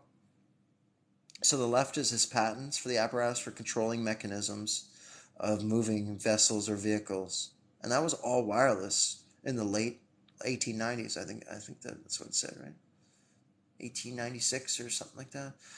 Tesla demonstrated radio control boat to the public during an electrical exhibition at Madison Square Garden in 1898. That's pretty cool, right? Look at this fucker. But I mean, if he was doing it then, like, yeah. Interesting to think about. So, let's look at the boat right quick. Tesla's tub-like craft was powered by large batteries. On board, radio signals activated switches which controlled the boat's the boat's propeller, rudder, and running lights. But even registering the arrival of a radio signal pulse taxed the rudimentary technology of 1898. Tesla had to invent a new kind of coherer or a radio-activated switch to achieve this. The coherer was a canister with a little metal oxide powder in it. The powder orients itself in the presence of an electromagnetic field such as radio waves and becomes conductive. In Tesla's coherer, the canister flips over after the signal had passed, restoring powder to a random non-conductive state. Each signal advanced the disk one step, making a new set of contacts. So if the contacts had previously given the combination right rudder, propeller forward, full, light off, the next step might combine rudder, center, propeller, stop, lights on. The connected circuits operated levers, gears, springs, and motors and flipped the coherer over so it was ready to receive the next instruction. Tesla assumed that this system could be used on radio-guided torpedoes, but it was too far ahead of its time. The U.S. Navy did finance some trials in 1916, but the money went to one of Tesla's competitors as his patent had expired. Nevertheless, as the 20th century progressed, more and more users were found for remote control. How about that? You guys want to comment on that before I continue? What do you guys think? Wireless, so like wireless drones and boats, and like think about all the kind of stuff you could have been doing at that point. And why did it take over 100 years for stuff to get to the point that it is now? Like, it just seems silly. Like, if the inventions and all this stuff goes like super quick and it's a telescopic thing going quicker and quicker and quicker, you think we should already have flying cars and all this crazy stuff right now. And so obviously there's been some suppression. Like think like 50 years ago we had horses and shitty farm equipment, and it only took like X amount of years to get to where we are now. If it can go that fast, why didn't it go that fast initially? Like it doesn't make sense to me. I feel like we've already went through all this. Like we had our early on thing. All electricity was discovered long time ago. They've had super inventions, super cities, computers, all these different things. They might have been larger than the compact versions that we have now. I think it's just old stuff that's been repackaged. Personally.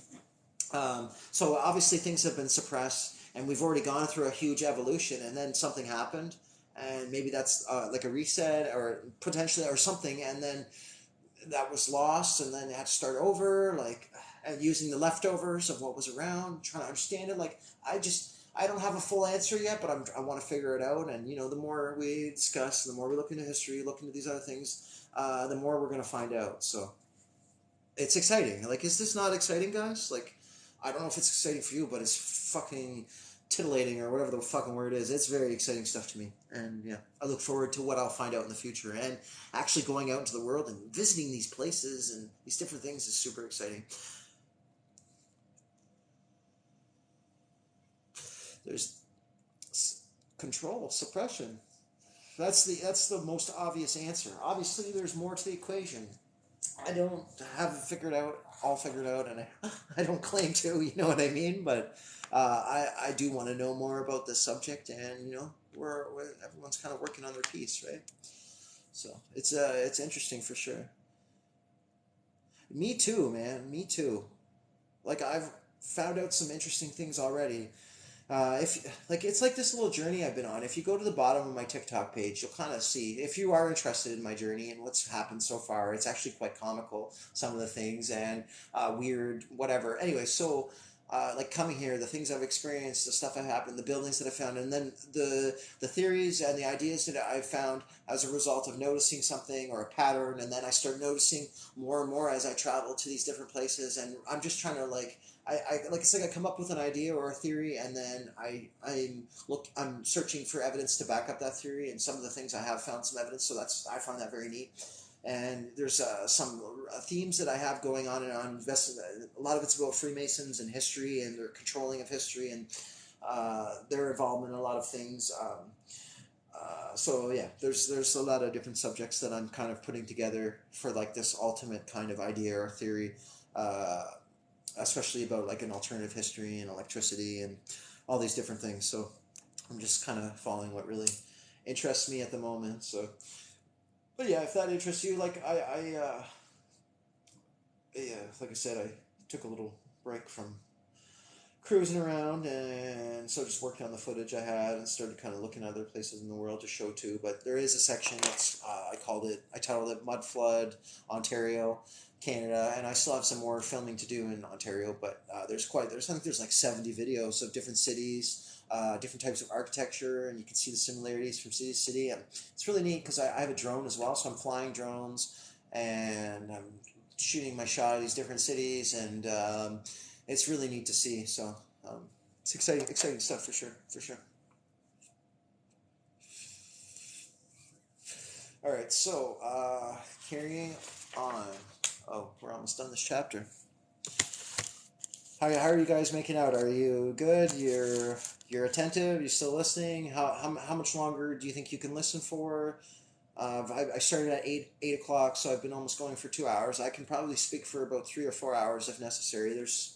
Um, but yeah, just let me know what you guys are kind of able to do because I'm about to be finished this chapter, and I could, if you guys, I mean, I'll probably continue, but we'll see. Just kind of let me know. Let me know how you guys feel. So the next section is titled "I, Robot." And that brings up another thing that comes to mind is the idea of automatons and robotics. And I found evidence that they had like really because you got to think of like the like Swiss watchmakers and all this fancy shit from like the was it like the 1600s somewhere around there, maybe a little later or early, yeah, later, so like 1700s. But the idea of robotics and automatons and all these different things, and like I said, if technology is this telescopic thing that gets better and better, I know this is going to sound outlandish, but I do believe that robot technology is more advanced than we're told about. Like, you got to look at the animatronics of Disney in like the 60s or 70s, whenever the time frame when those were being built or done, and what once again, if they're showing us something, it's already been around. How do we know that there's not like some sort of form of automaton walking among us? Like, um, what do they call that? What is it? They're like a type of android or something. So they have it's like the Terminator shit. Like how do we know? How do we know? How do we know there wasn't a time period when that happened when the robots AI took over? You know, you know what I mean. It's entirely possible. And how do we know that we're not moving towards that timeline now? But I know it sounds silly, but just like bear with me. Like, do you kind of understand? When am I normally live? Honestly, I was doing lives for a few months and wasn't really panning out the way I wanted to. Just either people weren't really coming on, or there wasn't enough engagement, or like I would make plans with people to, because I don't like just staring at the camera, just talking willy nilly to a screen. I'd rather have a discussion about something like here I'm talking about a book, or the other thing that I was doing is having people come on the live like that I already speak to or that are interested in the subjects that I speak about, and we were having like a conversation for like an hour or two that people could listen to, and I enjoyed that. But the people that I was doing it with were either not able to join, or it just what I couldn't have it a regular thing, so I kind of just took a break from it. But and like I said, I haven't. I've just been staying in this one town, working a bit, working on my content, getting better at doing this kind of stuff, figuring out and making plans for the future, whatever. And now that I'll be traveling again, I'm definitely going to be doing more lives and I'll be out and about. So, like, I'll be looking for star forts, and eventually I'm going to end up in other capital cities and searching for the architecture and seeing what kind of. Because it'll be like a travel thing too, because I'll have these different experiences. Maybe I'll go to some museums, whatever the case may be. I'll try to keep it as interesting as possible, but like you see the way that I'm explaining, like as we're reading this book and we're going through history, like it would be probably a similar experience when we'd be at like a museum, and or like when I'm at a historical site and we're looking at the historical plaques that they put up and things like that. Because like I do that too when I see them, I'll go and read them and we'll have a discussion. Like I said, there's that live from Ottawa. That would actually be in the Mudflood playlist. The Ottawa lives that I did. I think there was. It was broken up into 3 sections. It's on TikTok. I don't think I posted it on YouTube yet, but anyhow, what was the awakening moment? What was your awakening moment? Well, which time?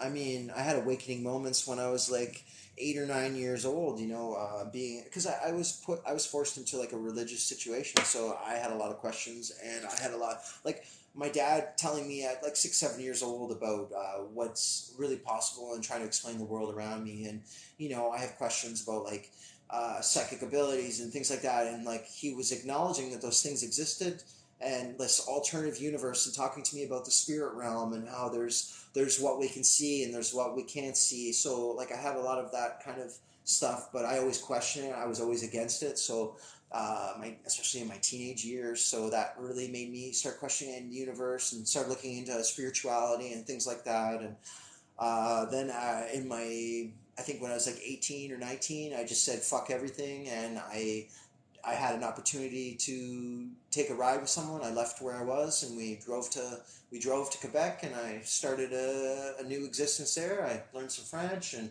made some friends. It started off with me like hitchhiking to work, and then it became a thing, and hopping freight trains to and from Montreal. And I never did a lot of camping, so I started doing the camping and getting into that, and just going out to the world and having all sorts of interesting life experiences opened a lot of ideas and doors in my mind and my head, and exploring. And as far as this stuff goes, I found out about it. I mean, I've been kind of checking into the conspiracy world here and there. I kind of took a break from thinking about that. I focused on like growing weed and doing construction and like putting my time and energy into that sort of stuff, and not so much the conspiracies. But I've always liked, I like when I was younger, I used to edit and make videos, like just like I like what do you call it? What do you call the animation, stop animation, things like that. I liked making media. I like doing these different things. So that's not a new thing. And like beatboxing, making music, all this stuff. So I'm just kind of like tying all the things that I enjoy, I like traveling, making videos, making music, speaking about things that I'm passionate about, growing, doing all these different things. But yeah, I really focused on construction and other stuff for the last while, and then now I had like this crazy a whole bunch of stuff changed in my life, and suddenly I was like, okay, I received the message of what I was meant to do. And the same thing happened years and years ago, because I was renting somewhere, and I was like, I had this. I went to this like festival thing, and I had a moment where I received information, and it was just explaining that everything that had happened in my life that had led me up to this point, for that point when it happened, everything happened for a reason. And it explained to me that everything, if things wouldn't have happened the way they had, and if I wouldn't have had the experiences I have had and will have, and I wouldn't be the person that I am today, and that there was a mission and a purpose. And basically I had to give up all my stuff, gave up my apartment, and just kind of went with my possessions on my bag, and kind of just went out into the world randomly. And that was kind of like the mind frame and whatever that I kind of got into. And now I'm kind of back into that mission again, where I've always kind of had an alternative lifestyle, and now I can pursue the one thing that I'm really passionate about, and which is this stuff, alternative history, suppressed technology, this architecture. Because if we can have free energy, if we can produce our own power, we can do our own thing, produce our own food, community living, off-grid living. I've learned, like I said, learned construction, gardening, all these different things. I can put all these things together to produce the ideal lifestyle for myself and the people around me that want to join in on that. So, and I just, you know, I don't need to hold hands with, I don't want to co-parent or hold hands with the government. Like, I want to do my own thing. I'm not materialistic. I don't want much in life to be I don't need much in life to be happy. Very simple things. I want to be able to build my own home. I want to be able to produce my own electricity and do my own thing and be autonomous to a certain degree. And, you know, I'd like to work with other people in that sense. But yeah, awakenings and conspiracies and things, it's always been a back and forth with me. And, you know, sometimes I'm like doing my thing and distracted by other stuff, and then sometimes, but yeah, I definitely, because I had something happen and it just kind of changed everything. And then, you know, I started making the content as well, and it's just like, okay, it's time to go. And sitting behind a computer screen definitely isn't enough. And the things that I learned just by going out for a couple months, like a few months, like, what was it, 3 months? And the things that I found, and it's just one opportunity led to another. But then it's like, I was a little upset because I had some things happen that ended up keeping me in this one spot that I'm in now, but I ended up it ended up giving me time to go through my footage to learn more. Because like going back and looking at some of the pictures and videos I've taken, I'm seeing things more and than I did when I was actually there. Because like I'm reviewing it and I'm noticing patterns because I'm seeing the same buildings in all these different places that I'm going. So it's really fucking fascinating. But yeah, I mean, that sounds like I'm sorry, I'm just reading your comment here, Kung Fu Man, and yeah, I know that sounds silly, but it is what it is. People call it downloads, whatever. I don't know. I just maybe it's just my higher self. Maybe I'm communicating with myself from a different timeline. I don't fucking know. I don't. I'm just saying I've received guidance and information all throughout my life in different forms, but those are the two heaviest times that I just felt the need that I know that I knew what I needed to do, and it was to drop everything that was happening and just go. Do you know what I mean? So, yeah. Anyways, yeah, and you know, like you can. There's a lot of interesting things you can do, and you'd be surprised how powerful our imaginations are in our brains, and what we're actually capable of doing, and what's possible, and we're all connected. No, I received it from whatever. I've been yeah. I definitely I don't fuck I maybe I shouldn't share that, but I feel like there's things I'm supposed to be doing. Do you know what I mean? And if and I've been feeling it picking at my life for a while now. I've been feeling it. I've been this voice in the back of my head like you're not doing the right thing. Like I should be out exploring and checking into this kind. Just back to what like the stuff that I was doing before because I kind of got sidetracked from all that and I felt like that I was supposed to travel before. I crossed borders illegally. I went down. I did what I wanted to do. I hitchhiked through Mexico. I did all these different things, and um, I just feel like I'm meant for this. Like I don't. It's just like I'm meant to travel. I'm meant to. It's like I'm in this like adventure simulation, and like my body and my mind are meant to be able to handle the all this. And I've had so much crazy stuff, good and bad, happen to me throughout my life to prepare me for almost any situation. And I could talk to pretty much any person and relate to them on so many different levels because I've had all these different experiences, good and bad. So yeah, many times in the past. Definitely, I don't like acid, but mushrooms. There's definitely some periods of time, but I try to stay away from drugs. You know, I obviously I've had problems with addiction and stuff over the years, and it's come and gone. Um, but yeah, and like I like weed. I like growing. It's something that I enjoy. So at some point in time, I'll probably do another channel related just to that if people want to learn about cultivation and things like that because I've been doing that for over a decade or so and I've been involved in commercial operations and I help manage a hydroponic store. I've done all kinds of different things and so I've had a lot of different weird life experiences. When I traveled I would work to temp agencies so that allowed me to try all sorts of different kinds of jobs. So I just what I'm trying to do with this channel too is it's like it's a mix of like my personal thoughts, feelings, my expressions through art, beatboxing, music. Like sometimes I'll freestyle, just like random shit, just whatever I'm feeling at the time. Doing these funny videos, comedy, and then it's like it's also going to be like travel blog and going to these different places. So I'm just trying to build because I did all this stuff before and I recorded some of it, but I ended up losing the footage. So I want to do this again, and now I actually have people that are want to see it and want to be a part of that. And mind you, I would still do this regardless, but it's fun to involve other people. It's like you get to be with me on this journey. Do you know what I mean? This is like my little my reality, and people get to come along for the ride, and I'll try to share the ups and downs. You know what I mean? So it's definitely a fun experience, and I don't know what's going to happen. That's it's probably the scariest thing for people, but it's also the most exciting because I could honestly go in any direction. I could go to the West Coast. I could go to the East Coast. I'm in the middle of Canada right now, so I'm a go with the flow kind of person. So maybe I take a ride and it takes me, or maybe I hop a freight train. Maybe I end up in Montreal, or maybe I end up in Manitoba. You know, I've ended up in some interesting places in the past. So I really would like to go around Lake Superior again. That was a lot of fun. That and the train ride from part of BC going up to Jasper because just beautiful scenery and you get to see what you normally wouldn't see from the high. Like when you're driving down the road on a highway, it's very different than when you're on the train rides. Um, sorry, what'd you say? Nice, invite me. What do you mean, buddy? Uh, Invite you where? Or what? For what? Where? When? How? You mean on the live, or invite you to do some? I'm sorry, I'm not sure what the reference or the context of that. Oh yeah, I mean, well, that's the thing with my downtime here. That's what I was also working on. I documented my whole progress from seed to flower. I'm actually enjoying it right now, which is kind of fun. But yeah, I'm just working on the channel. I want to get everything uploaded from this last round up, and then what I think I'll do is maybe just like down the road.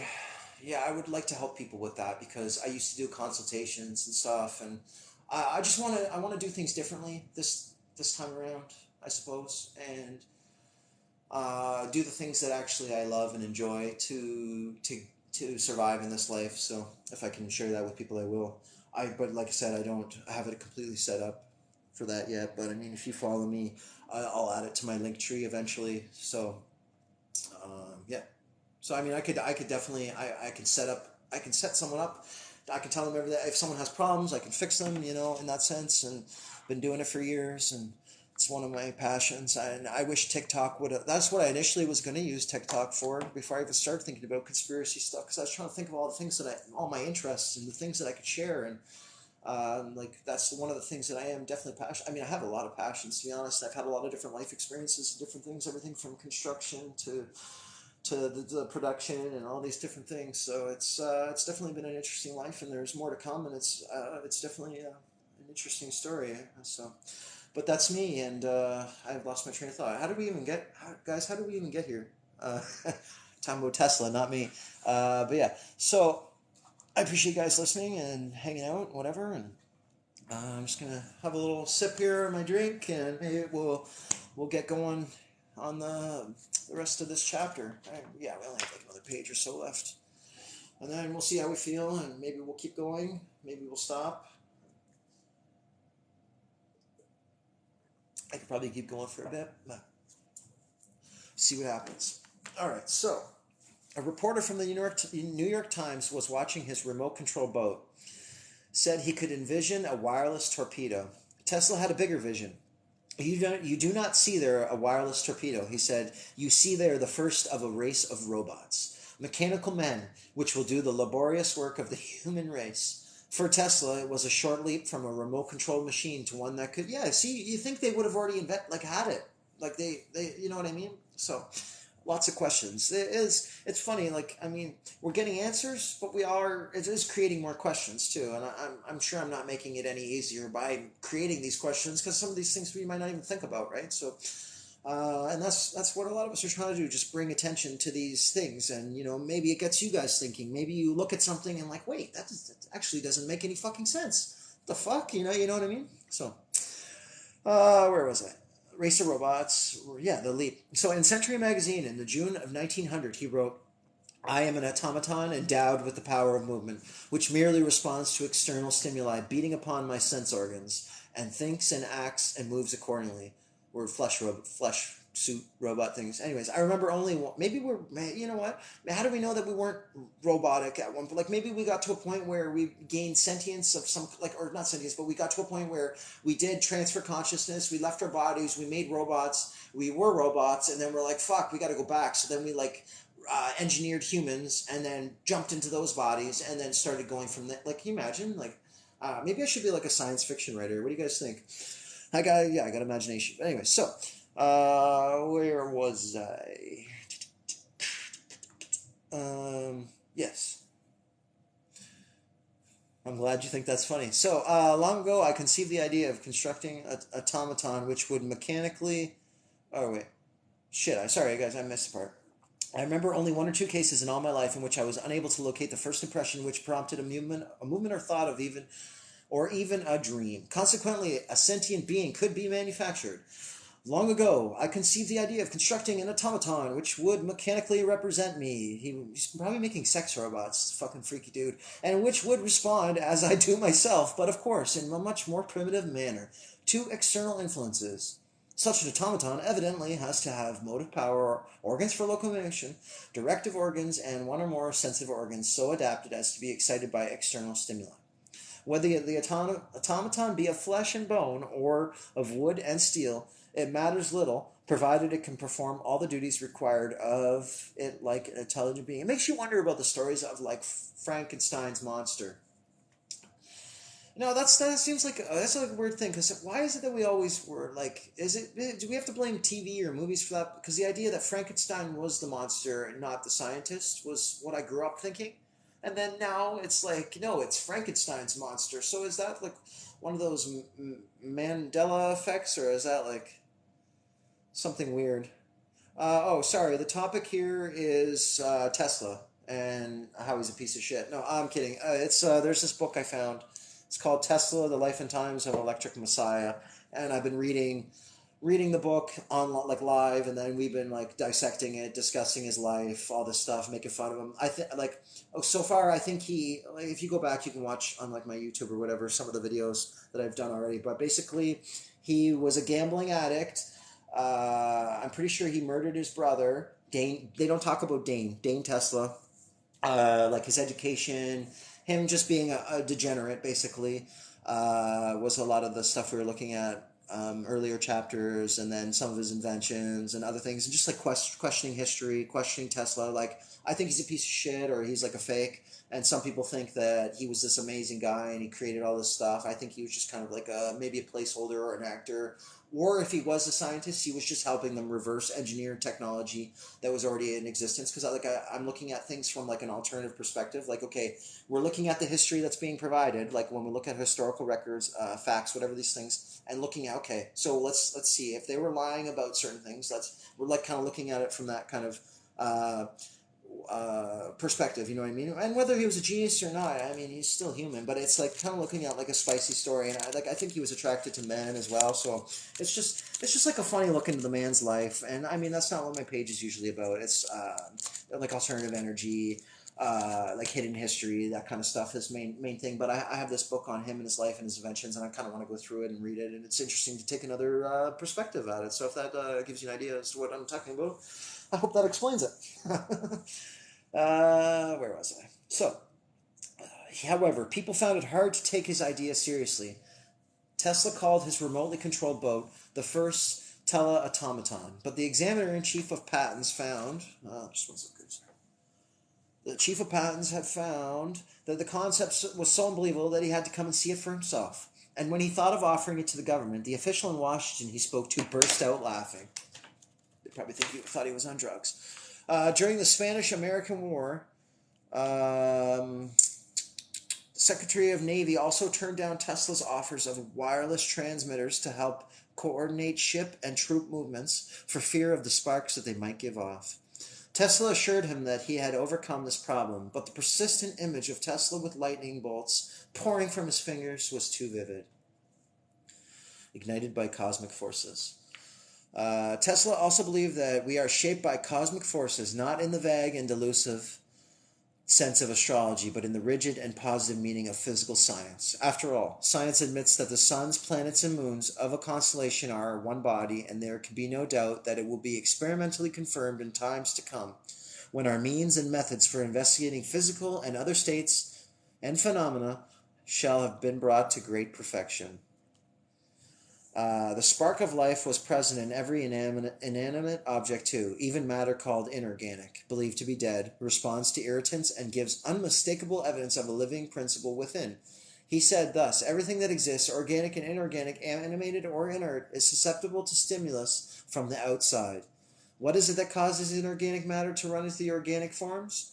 It is the sun's heat and light. Wherever there is life. All right, let me read your comment here. Yes, he seems on the very quiet side, and have very few pics of him, and many say lots of lies about him. So I definitely, like, okay, you got to think of like Joe Rogan or these other like psyop kind of controlled opposition people. So maybe because like there's this whole narrative that I've said this a few times, but that if Tesla would have been able to do his inventions, or if he wasn't suppressed, that's the one reason we don't have free energy. It's not because they can't. It's not like he was the only way we could have had it, but now he's gone. They suppressed him. We'll never have it. Forget about it, kind of thing. Do you know what I mean? Yeah, well, he was a pushover apparently because people were stealing him, pushing him out of companies, ripping him off. Like he's just a little pushover. He's just a little fancy boy from Serbia. Like he came and like the first couple days or the first day he stepped foot in America, he got robbed. He got robbed for his life savings, whatever was on his back. Like I don't know. I mean, he's like I don't know. It's a funny like yeah. If you listen to the first few chapters, it discusses all this stuff, and I don't think he is what we're told. You know what I mean? Uh, and there's like a funny story about him and Mark Twain, like trying to swindle fucking rich old ladies and stuff with like medical technology. Yeah, it's just ridiculousness, funny stuff. You know what I mean? Where was I? So, not mad at all, this is the last little section. Some people still had faith. Tesla boasted that he had produced a lamp that was far superior to the incandescent bulb, using one-third of the energy. As in, my lamps will last forever. I'm sure, that's where, what do they call that? Planned obsolescence. I can't even speak right now.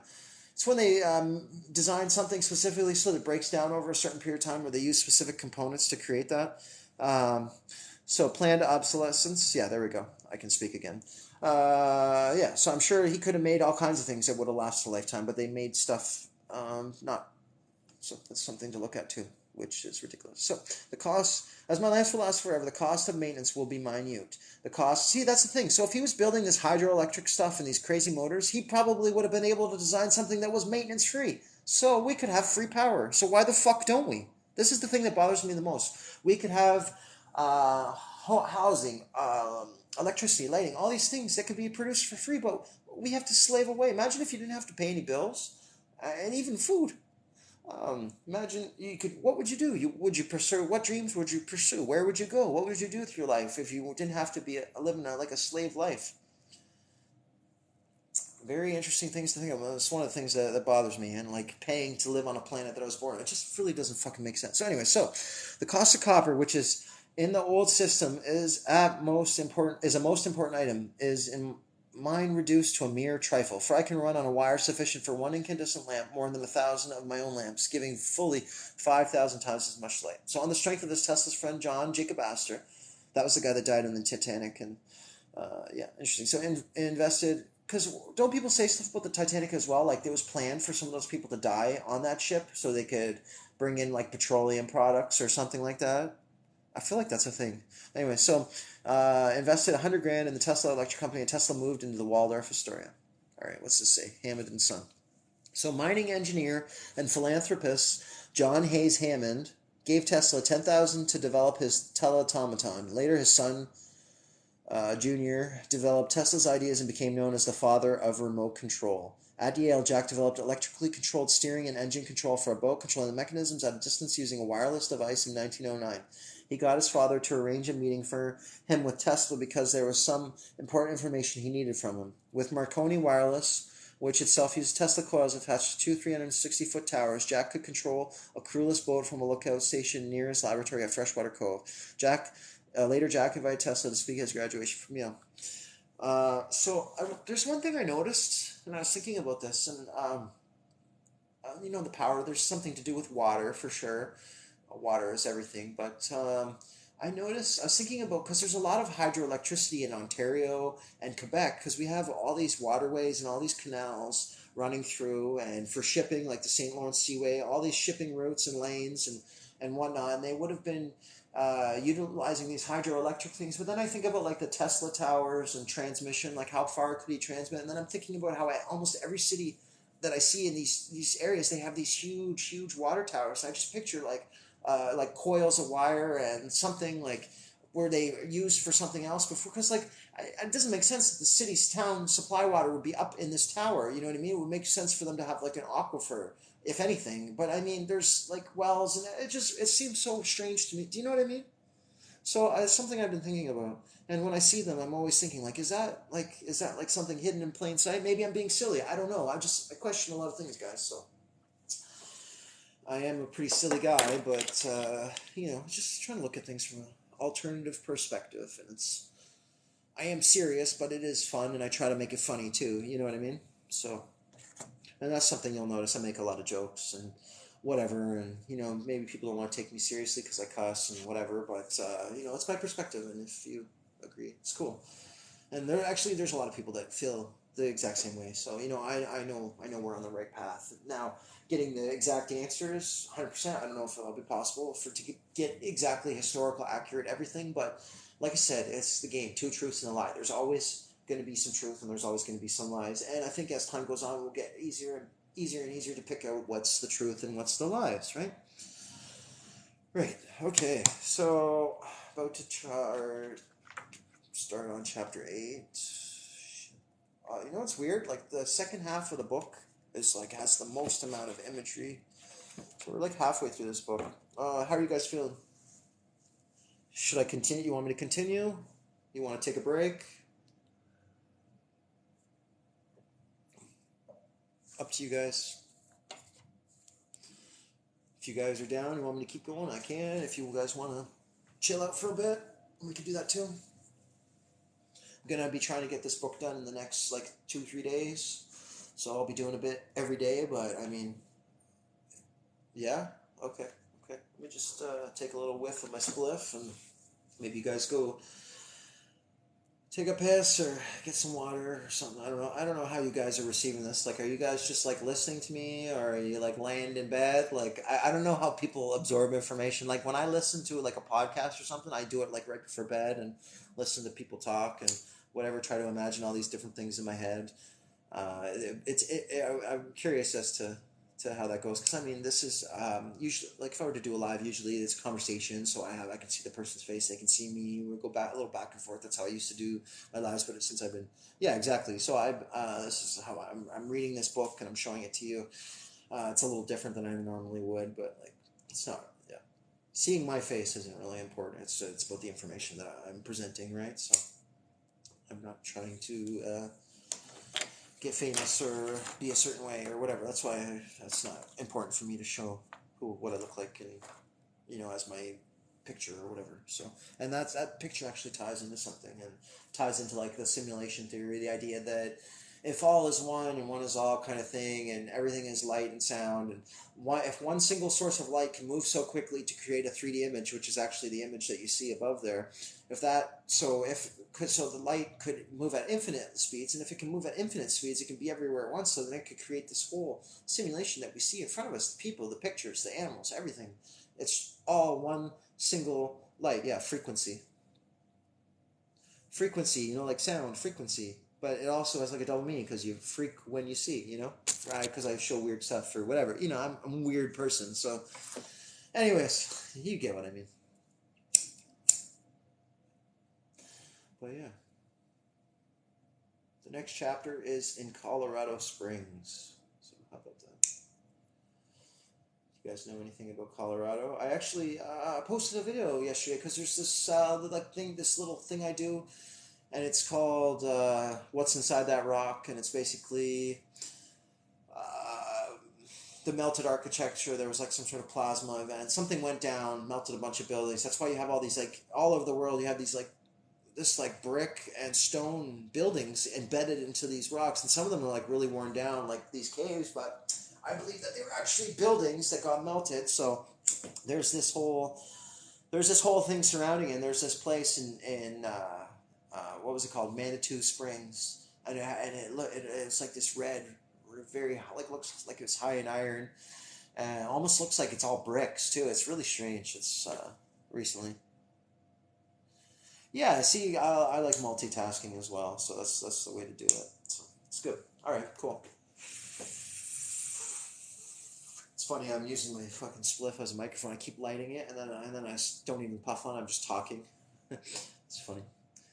So yeah, Nikola Tesla, the Serbian scientist, whose electrical discoveries are not of one nation but the pride of the world, has taken up his abode in Colorado Springs. I think there's that one movie, The Prestige, where he goes to get the cloning thing from Nikola up in the Colorado mountains or whatever, right? On East Pikes Peak Avenue. So, Pikes Peak, remember I was talking about that earlier. I was like, what's Pikes Peak? That was where he was in Colorado. So that's cool.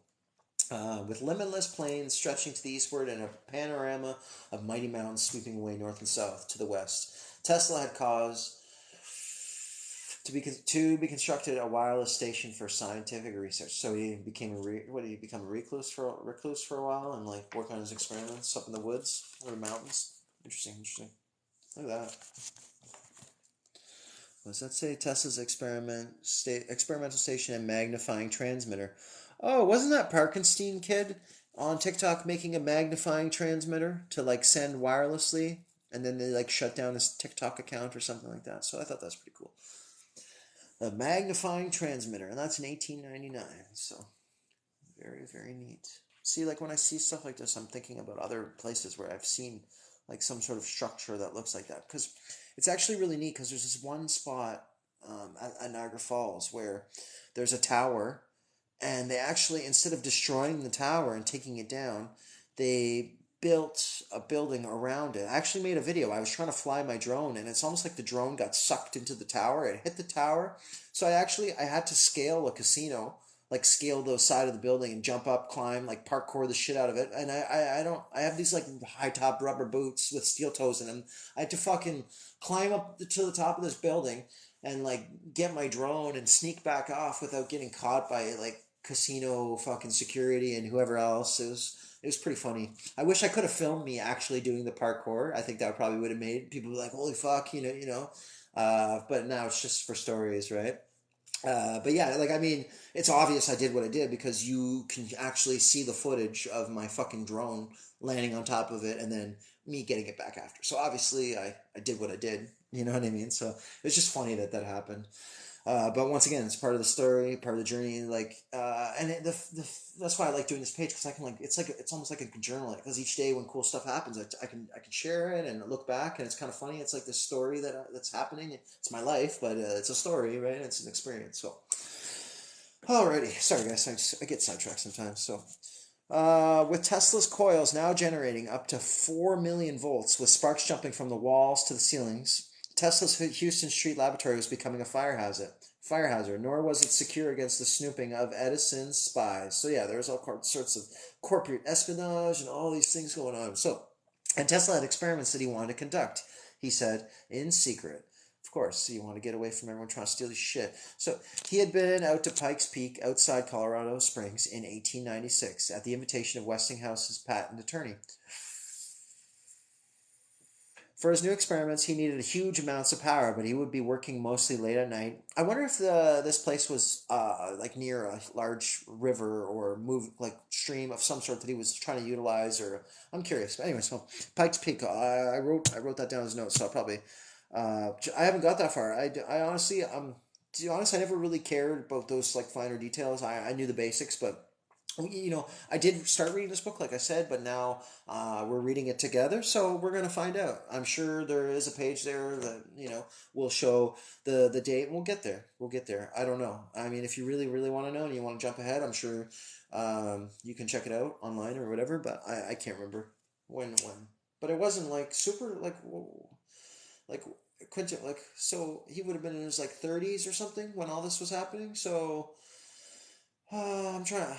Terrible at math, especially in my head. I don't know what year he died in or what time when he was alive until, but I feel like it wasn't that long ago. You know what I mean? Maybe like 60, 70 years ago. I don't know. I don't remember when he died. But remember he was like in a New York hotel or something up in, was it so the 70s or 80s maybe? I don't know. Is that ridiculous to think? Maybe. I don't know. I remember them saying he's like cooped up in a hotel, and Trump's uncle or whatever was dealing with him and got a hold of all his patents, and there's stories revolving around that and whatnot. So maybe they're just stories, maybe they're not. I don't know. If you find out, I mean, you're welcome to let us know in the comments. But anyways, carry on. Um, where was I? He needed huge amounts of power, so he'd be working mostly late at night when the load would be the least, and Chris arranged for him to get free power from the local utility, from the El Paso Power Company. I wonder how they were generating their power at the time. So, after stopping to show off his that's a hard word to say, automaton, there we go, in Chicago, he arrived in Colorado Springs on the 18th of May, 1899, and immediately breached his own secrecy. When a reporter asked him what his plans were, he said, I propose to send a message from Pikes Peak to Paris, France. I see no reason why I should keep the thing secret any longer. I guess he didn't think he was going to get suppressed. If that's like, because like honestly, guys, I'm really split about whether he did all this stuff or whether he didn't, or what the true story is. So like I said, there's some lies, there's some truths. It's hard to tell. We do the best we can to try to understand, regardless. So I see no reason why I should keep the thing a secret any longer. He was welcomed with a banquet. Mining camps in the area had adopted his AC system, so he was already a celebrity out west. 1943. Wow. Okay. Okay. That makes sense. I wonder. Do you guys know what? Obviously, you guys probably know what gematria is or whatever. I'm curious what the dates actually would add up to if you were to calculate it, and what the meaning of that would be. I know there's people out there. I'm not a numbers guy, but there's people out there that are. So anyhow, he was already a celebrity. So with a local carpenter named Joseph Dozier, he built an experimental station on an empty field known as Nob Hill, which had a view over Pikes Peak to the west and Rolling Plains to the east. It was essentially a wooden barn measuring 60 by 70 feet. It consisted of one large room with a roof that opened, two small offices at the front, and a balcony. Again, intent on keeping the exact nature of his experiment secret, Tesla had the only window that Dozier had provided boarded up. A fence ringed the station with numerous signs on it saying, Keep out, great danger. I wonder if this facility is still around, because isn't like Wardenclyffe, that one in the States, or whatever it's called, still kind of around, or, I'm sure it's a little dilapidated or whatever, but in pieces, but I'm not sure. I'm be interesting to check out. So above the door was a phrase from Dante's Inferno, said to be the inscription above the entrance to hell. Abandon hope, all ye who enter here. Interesting, interesting. Okay, so the magnifying transmitter. Yeah, I was. Oh, wait a second. Did you guys look what I just noticed?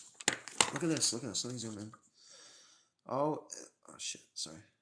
Do you see that? See the building in the background? There's always little like clues and hints. You know what I mean?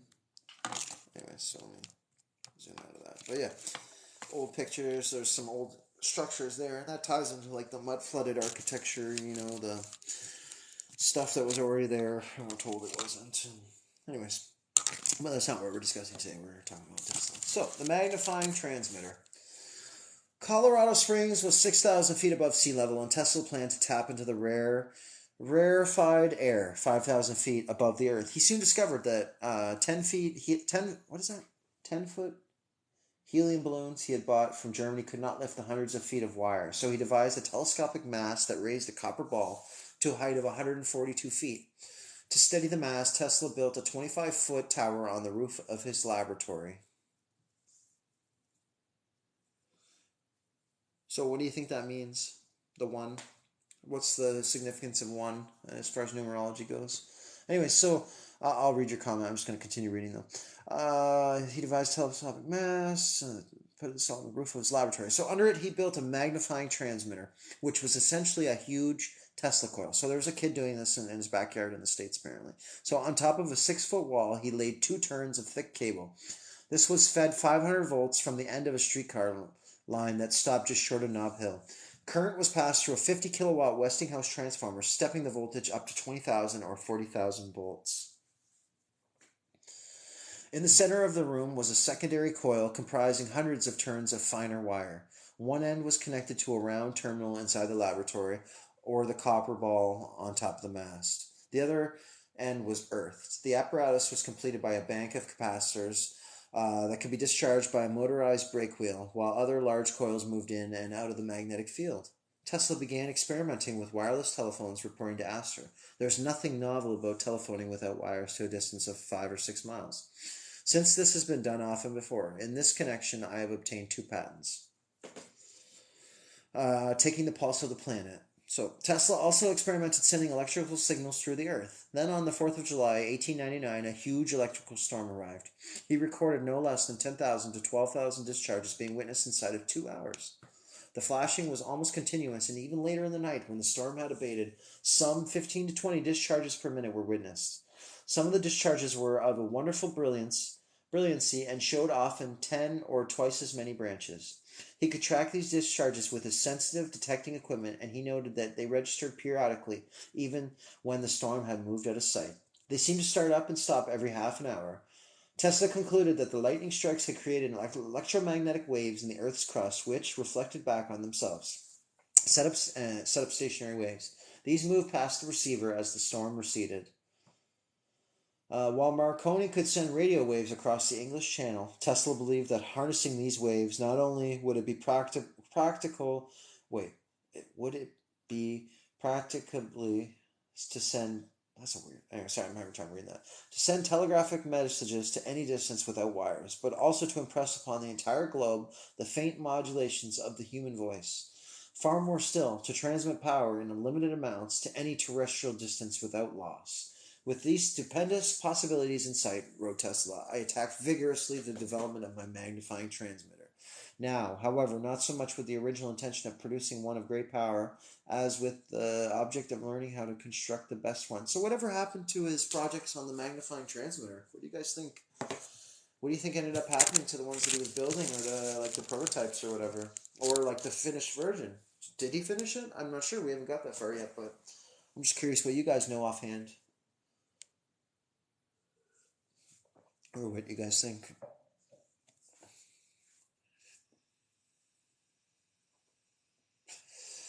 Alright, the next heading is Mars on the Horizon. Improving his instruments, Tesla found he could detect electrical disturbances like 1,100 miles away. The detector was a coherer, a glass tube filled with iron fillings, connected via capacitor to the ground. This was placed within the secondary coil of the magnifying transmitter. When a signal was applied to the electrode, the iron fillings... Oh, that's a cool picture. Check that out.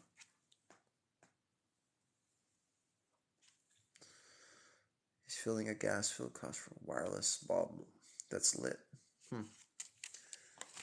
Half a century before they came into use. Imagine that.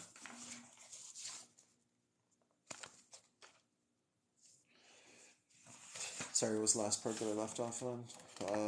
The iron fillings would align, allowing currents in a secondary circuit to pass through it.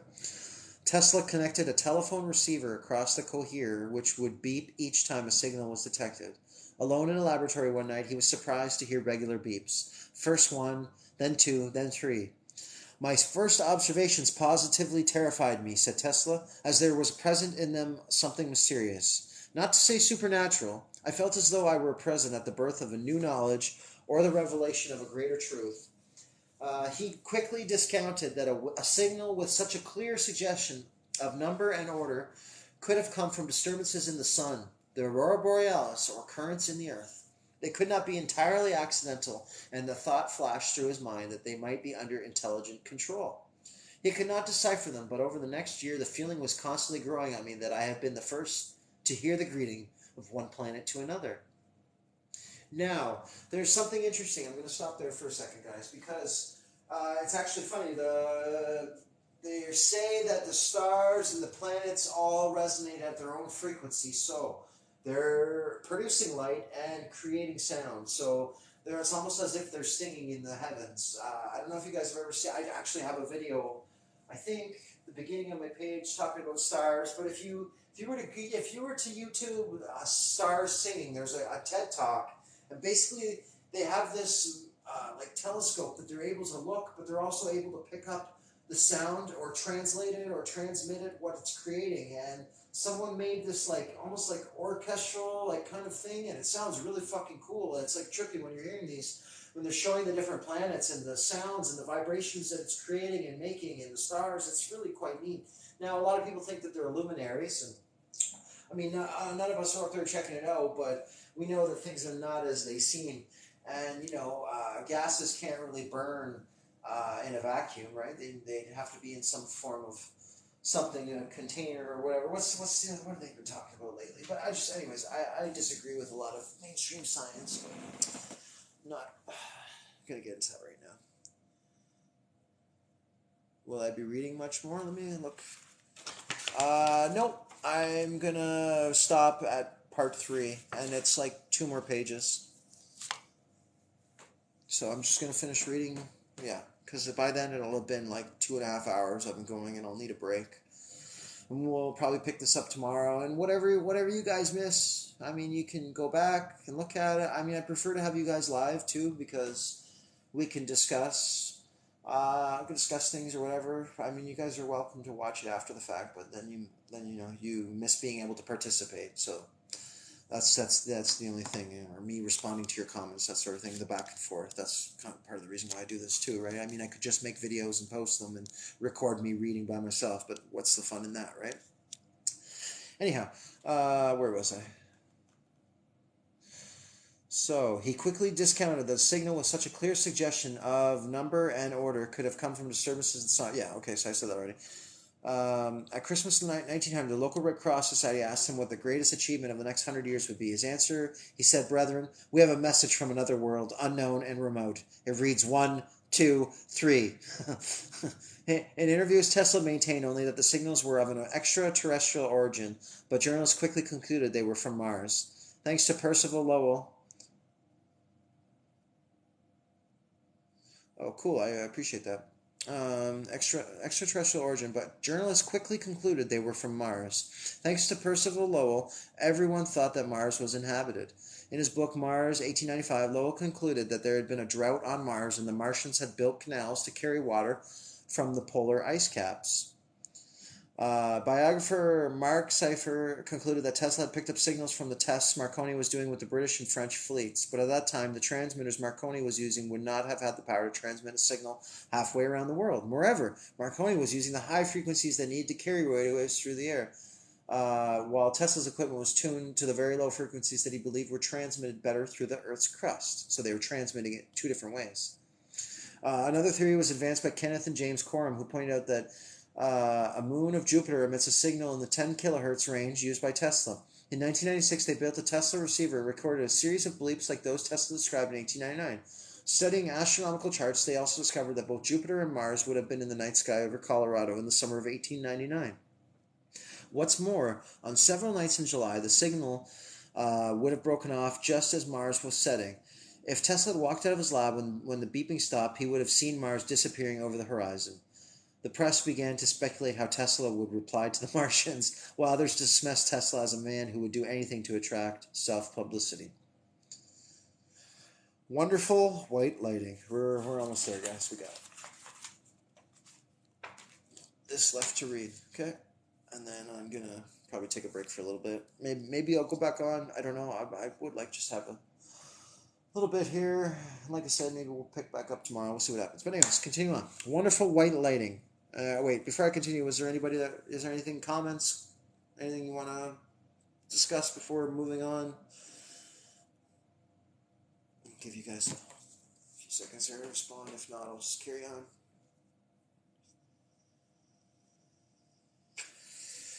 All right.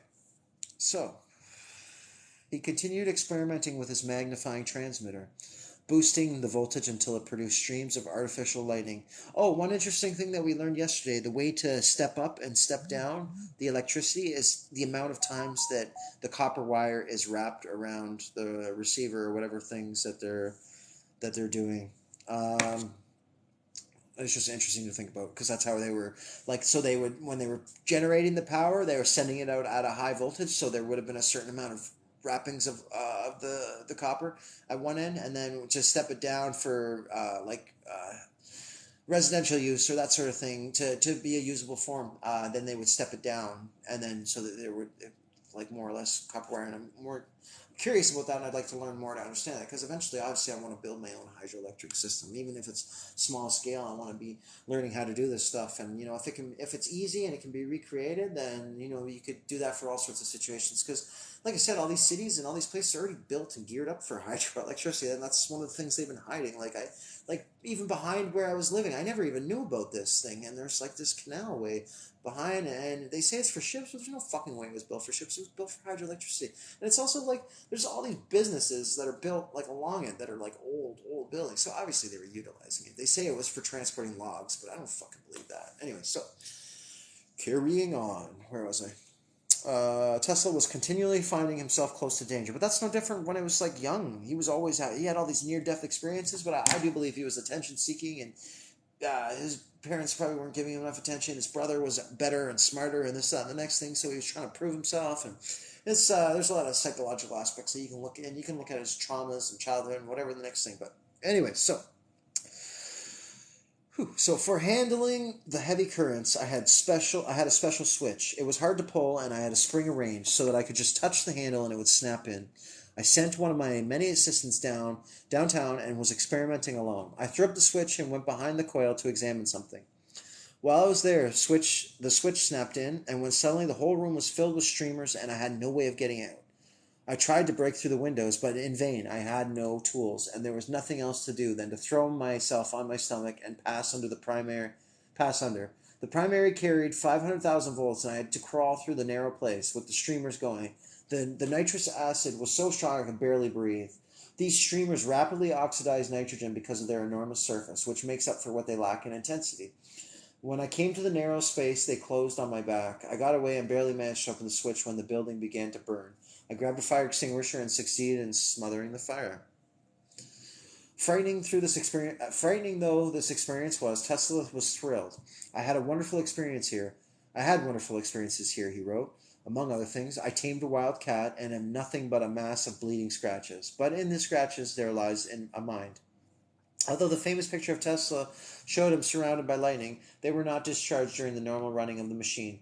They would have been a waste of energy. When the magnifying transmitter run at night, a blue beam would be seen rising straight up over the station into the night sky, caused by a corona of fine streamers surrounding the mast and sphere. At night, Tesla said, this antenna, when I turned on to the full current, was marvelous sight. Imagine that. Imagine just like late 1800s, early 1900s, whatever, this like blue beam, and there's like this mad scientist up in the woods like experimenting. Like imagine the townspeople, all the like rumors and the things that they would have had to talk about at the time. That's really funny to think about. Yeah, so here's a little picture. It says another time-lapse image from Colorado Springs. That's pretty neat, eh? Cool. All right, moving on. So we're almost done. I thank you for sticking around. So, equipment to test on the light ship. Wait a second. The light ship? How do we get to light ships? Tesla initially agreed to supply some experimental equipment to test on the light ship, but his relations with the Lighthouse Board quickly soured when he discovered that his equipment was going to be tested against Marconi's.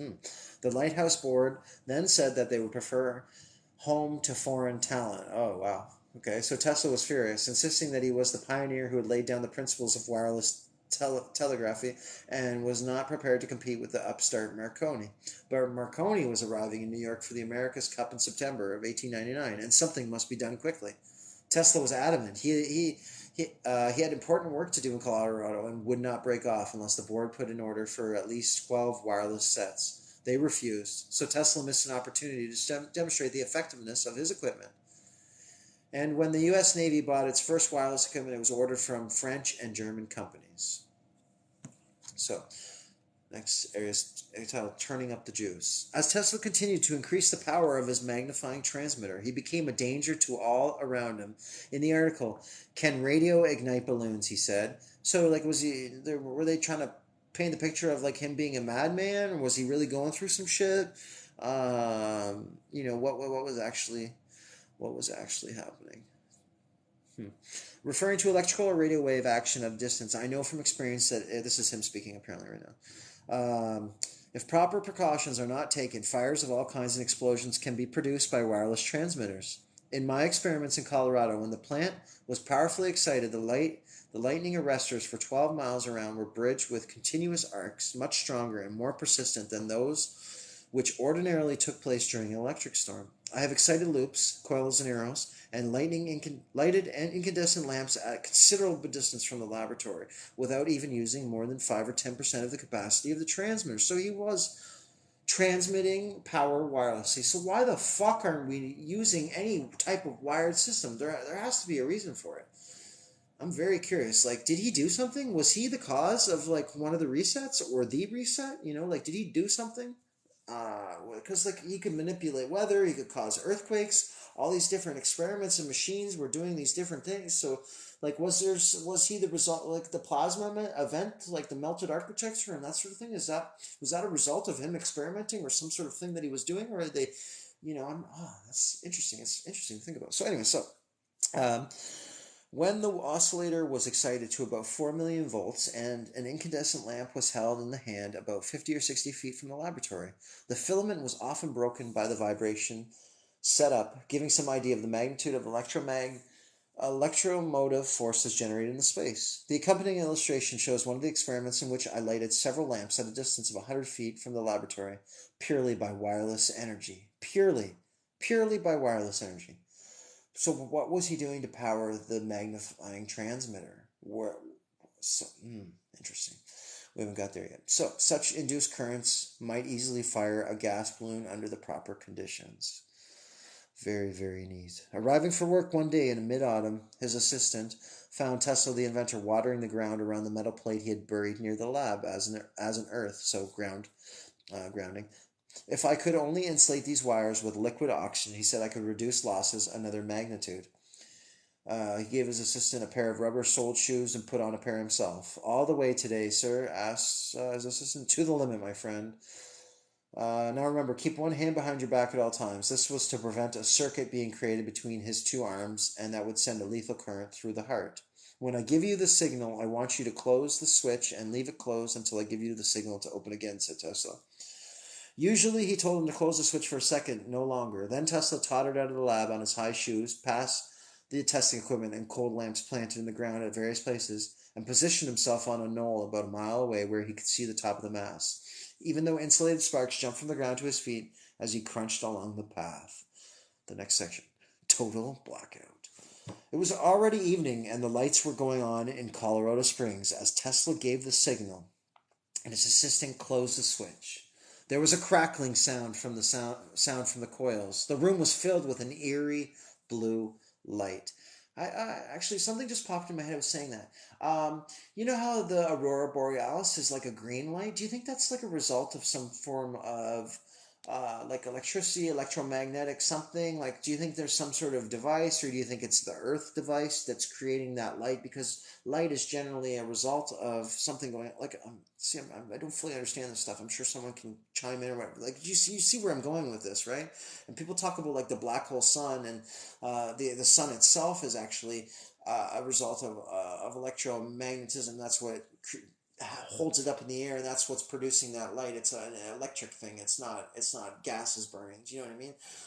So the same could go for the aurora borealis. Maybe it's like the inner Earth sun that people talk about, or the black hole sun. So center there, yeah.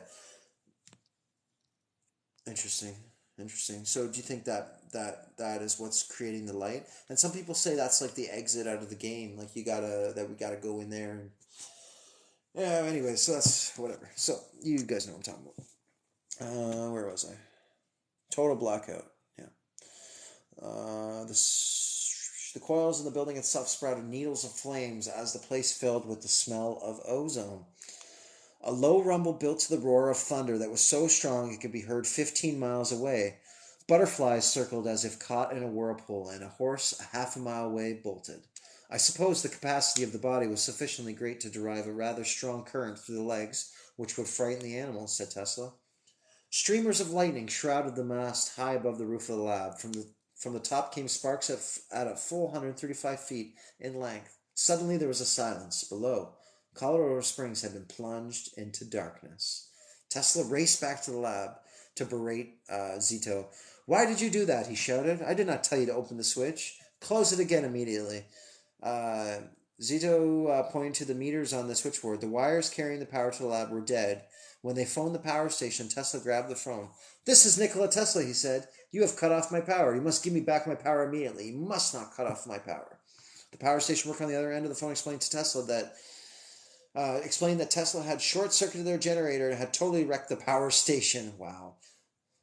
The generator was on fire, but fortunately the powerhouse. So if he cut out the power, how was he talking to him on the phone, guys?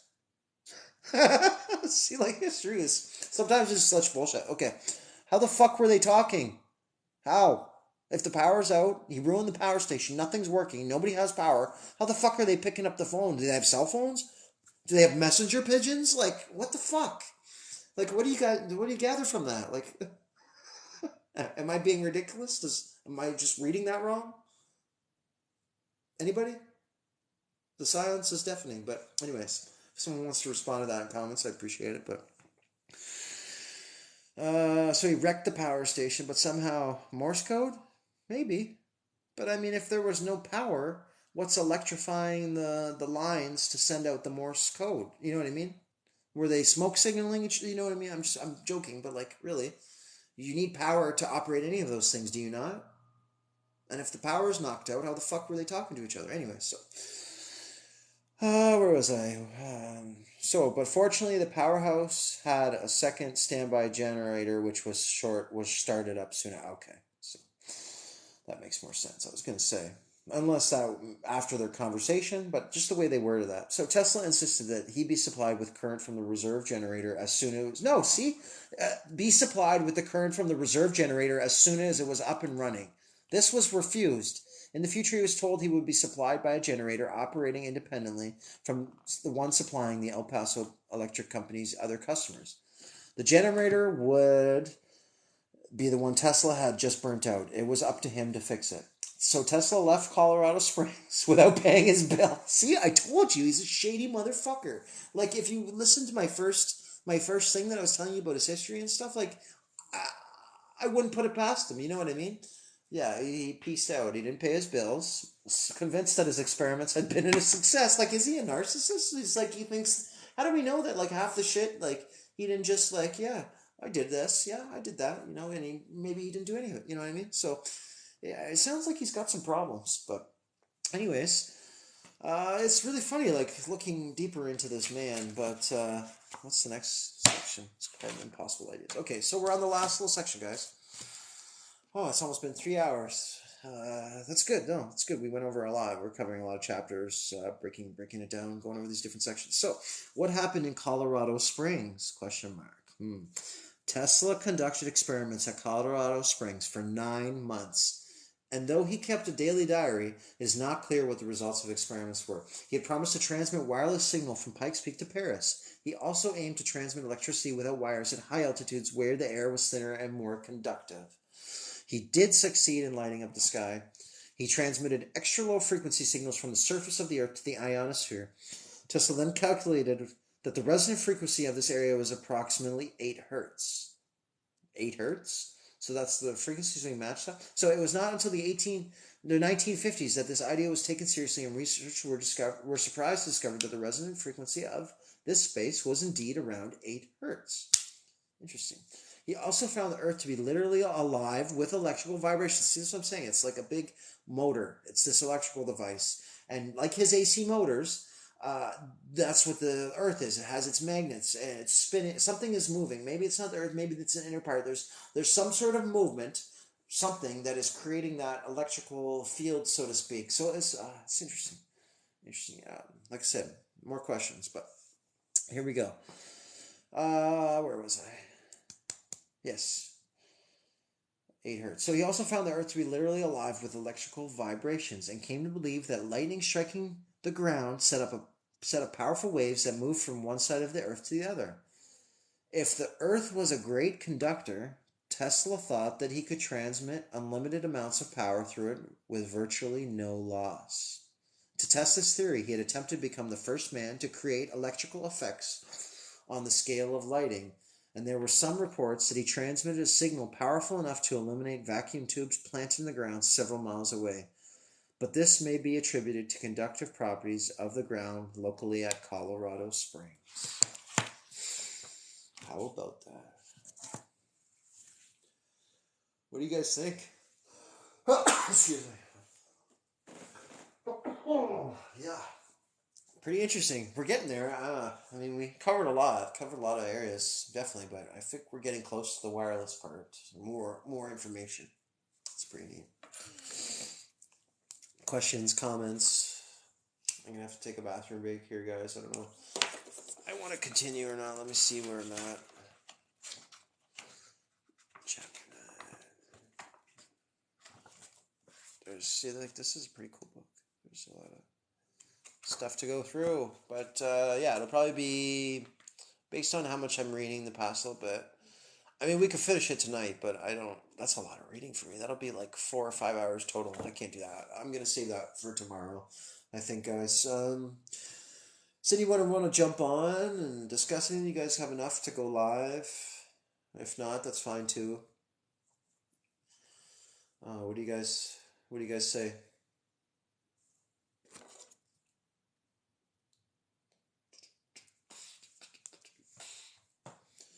What do you guys think about that?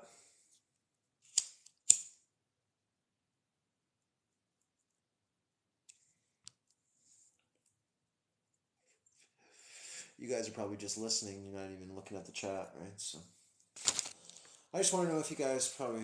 I don't know if I can read much more. I mean, maybe I can, but are you guys wanting to listen to more, or do you want to continue off tomorrow? Tomorrow's chapter says taking on Marconi. So he's going against. Today was mostly about like hydroelectricity and like Niagara Falls and some of his wireless projects. So it'll be interesting to see. I wonder what some of the other chapters are about.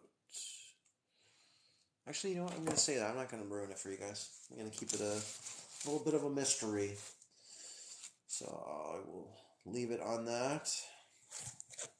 And yeah, I would like to engage a little bit before I go. If you guys want to discuss what's been discussed and what I've read and how you feel about that, or questions, comments, anything you want to add, what you think about the situation, what's your perspective on the narrative of Tesla or his inventions. I'm curious. Let me know, guys.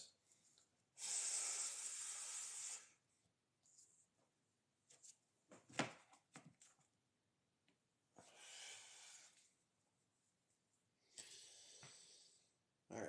Well, it doesn't seem like anyone's going to respond here, so I think I'm going to be done for reading this evening. It's been almost 3 hours now, so I think that's enough for reading and talking for one night. And then we'll carry on tomorrow. What's a good time for you guys? Because I mean, some of you guys sat through this entire thing, so would you guys prefer daytime, evening? Because like I said, I mean, you guys can go back and watch this, but I prefer doing it live and you guys being involved in the live aspect of it. So what's the best time of day for you guys for tomorrow? Do you guys do this? Do you prefer this stuff in the evenings, afternoon, morning? Like, what do you prefer? Seems like most of you guys like 8 o'clock ish, sometime around there, 7 or 8. Start after supper. Like I don't know where you guys fall on the timeline as well, or like the time zones. So for me right now it's 10 to 11. I don't know what time it is where you guys are at, but anyways, I'm gonna jump off here. So I appreciate you guys coming on. I appreciate you listening. Like I said, if you want to look at the other chapters that we've already read, and maybe you missed something, you want to put it off in the background, listen, whatever. Check out my YouTube page. You'll see it on my account there. There's a link in the link tree or whatever. So check it out, and thanks guys for listening. And you guys have yourself a good evening. Take care. Thank you for checking this out.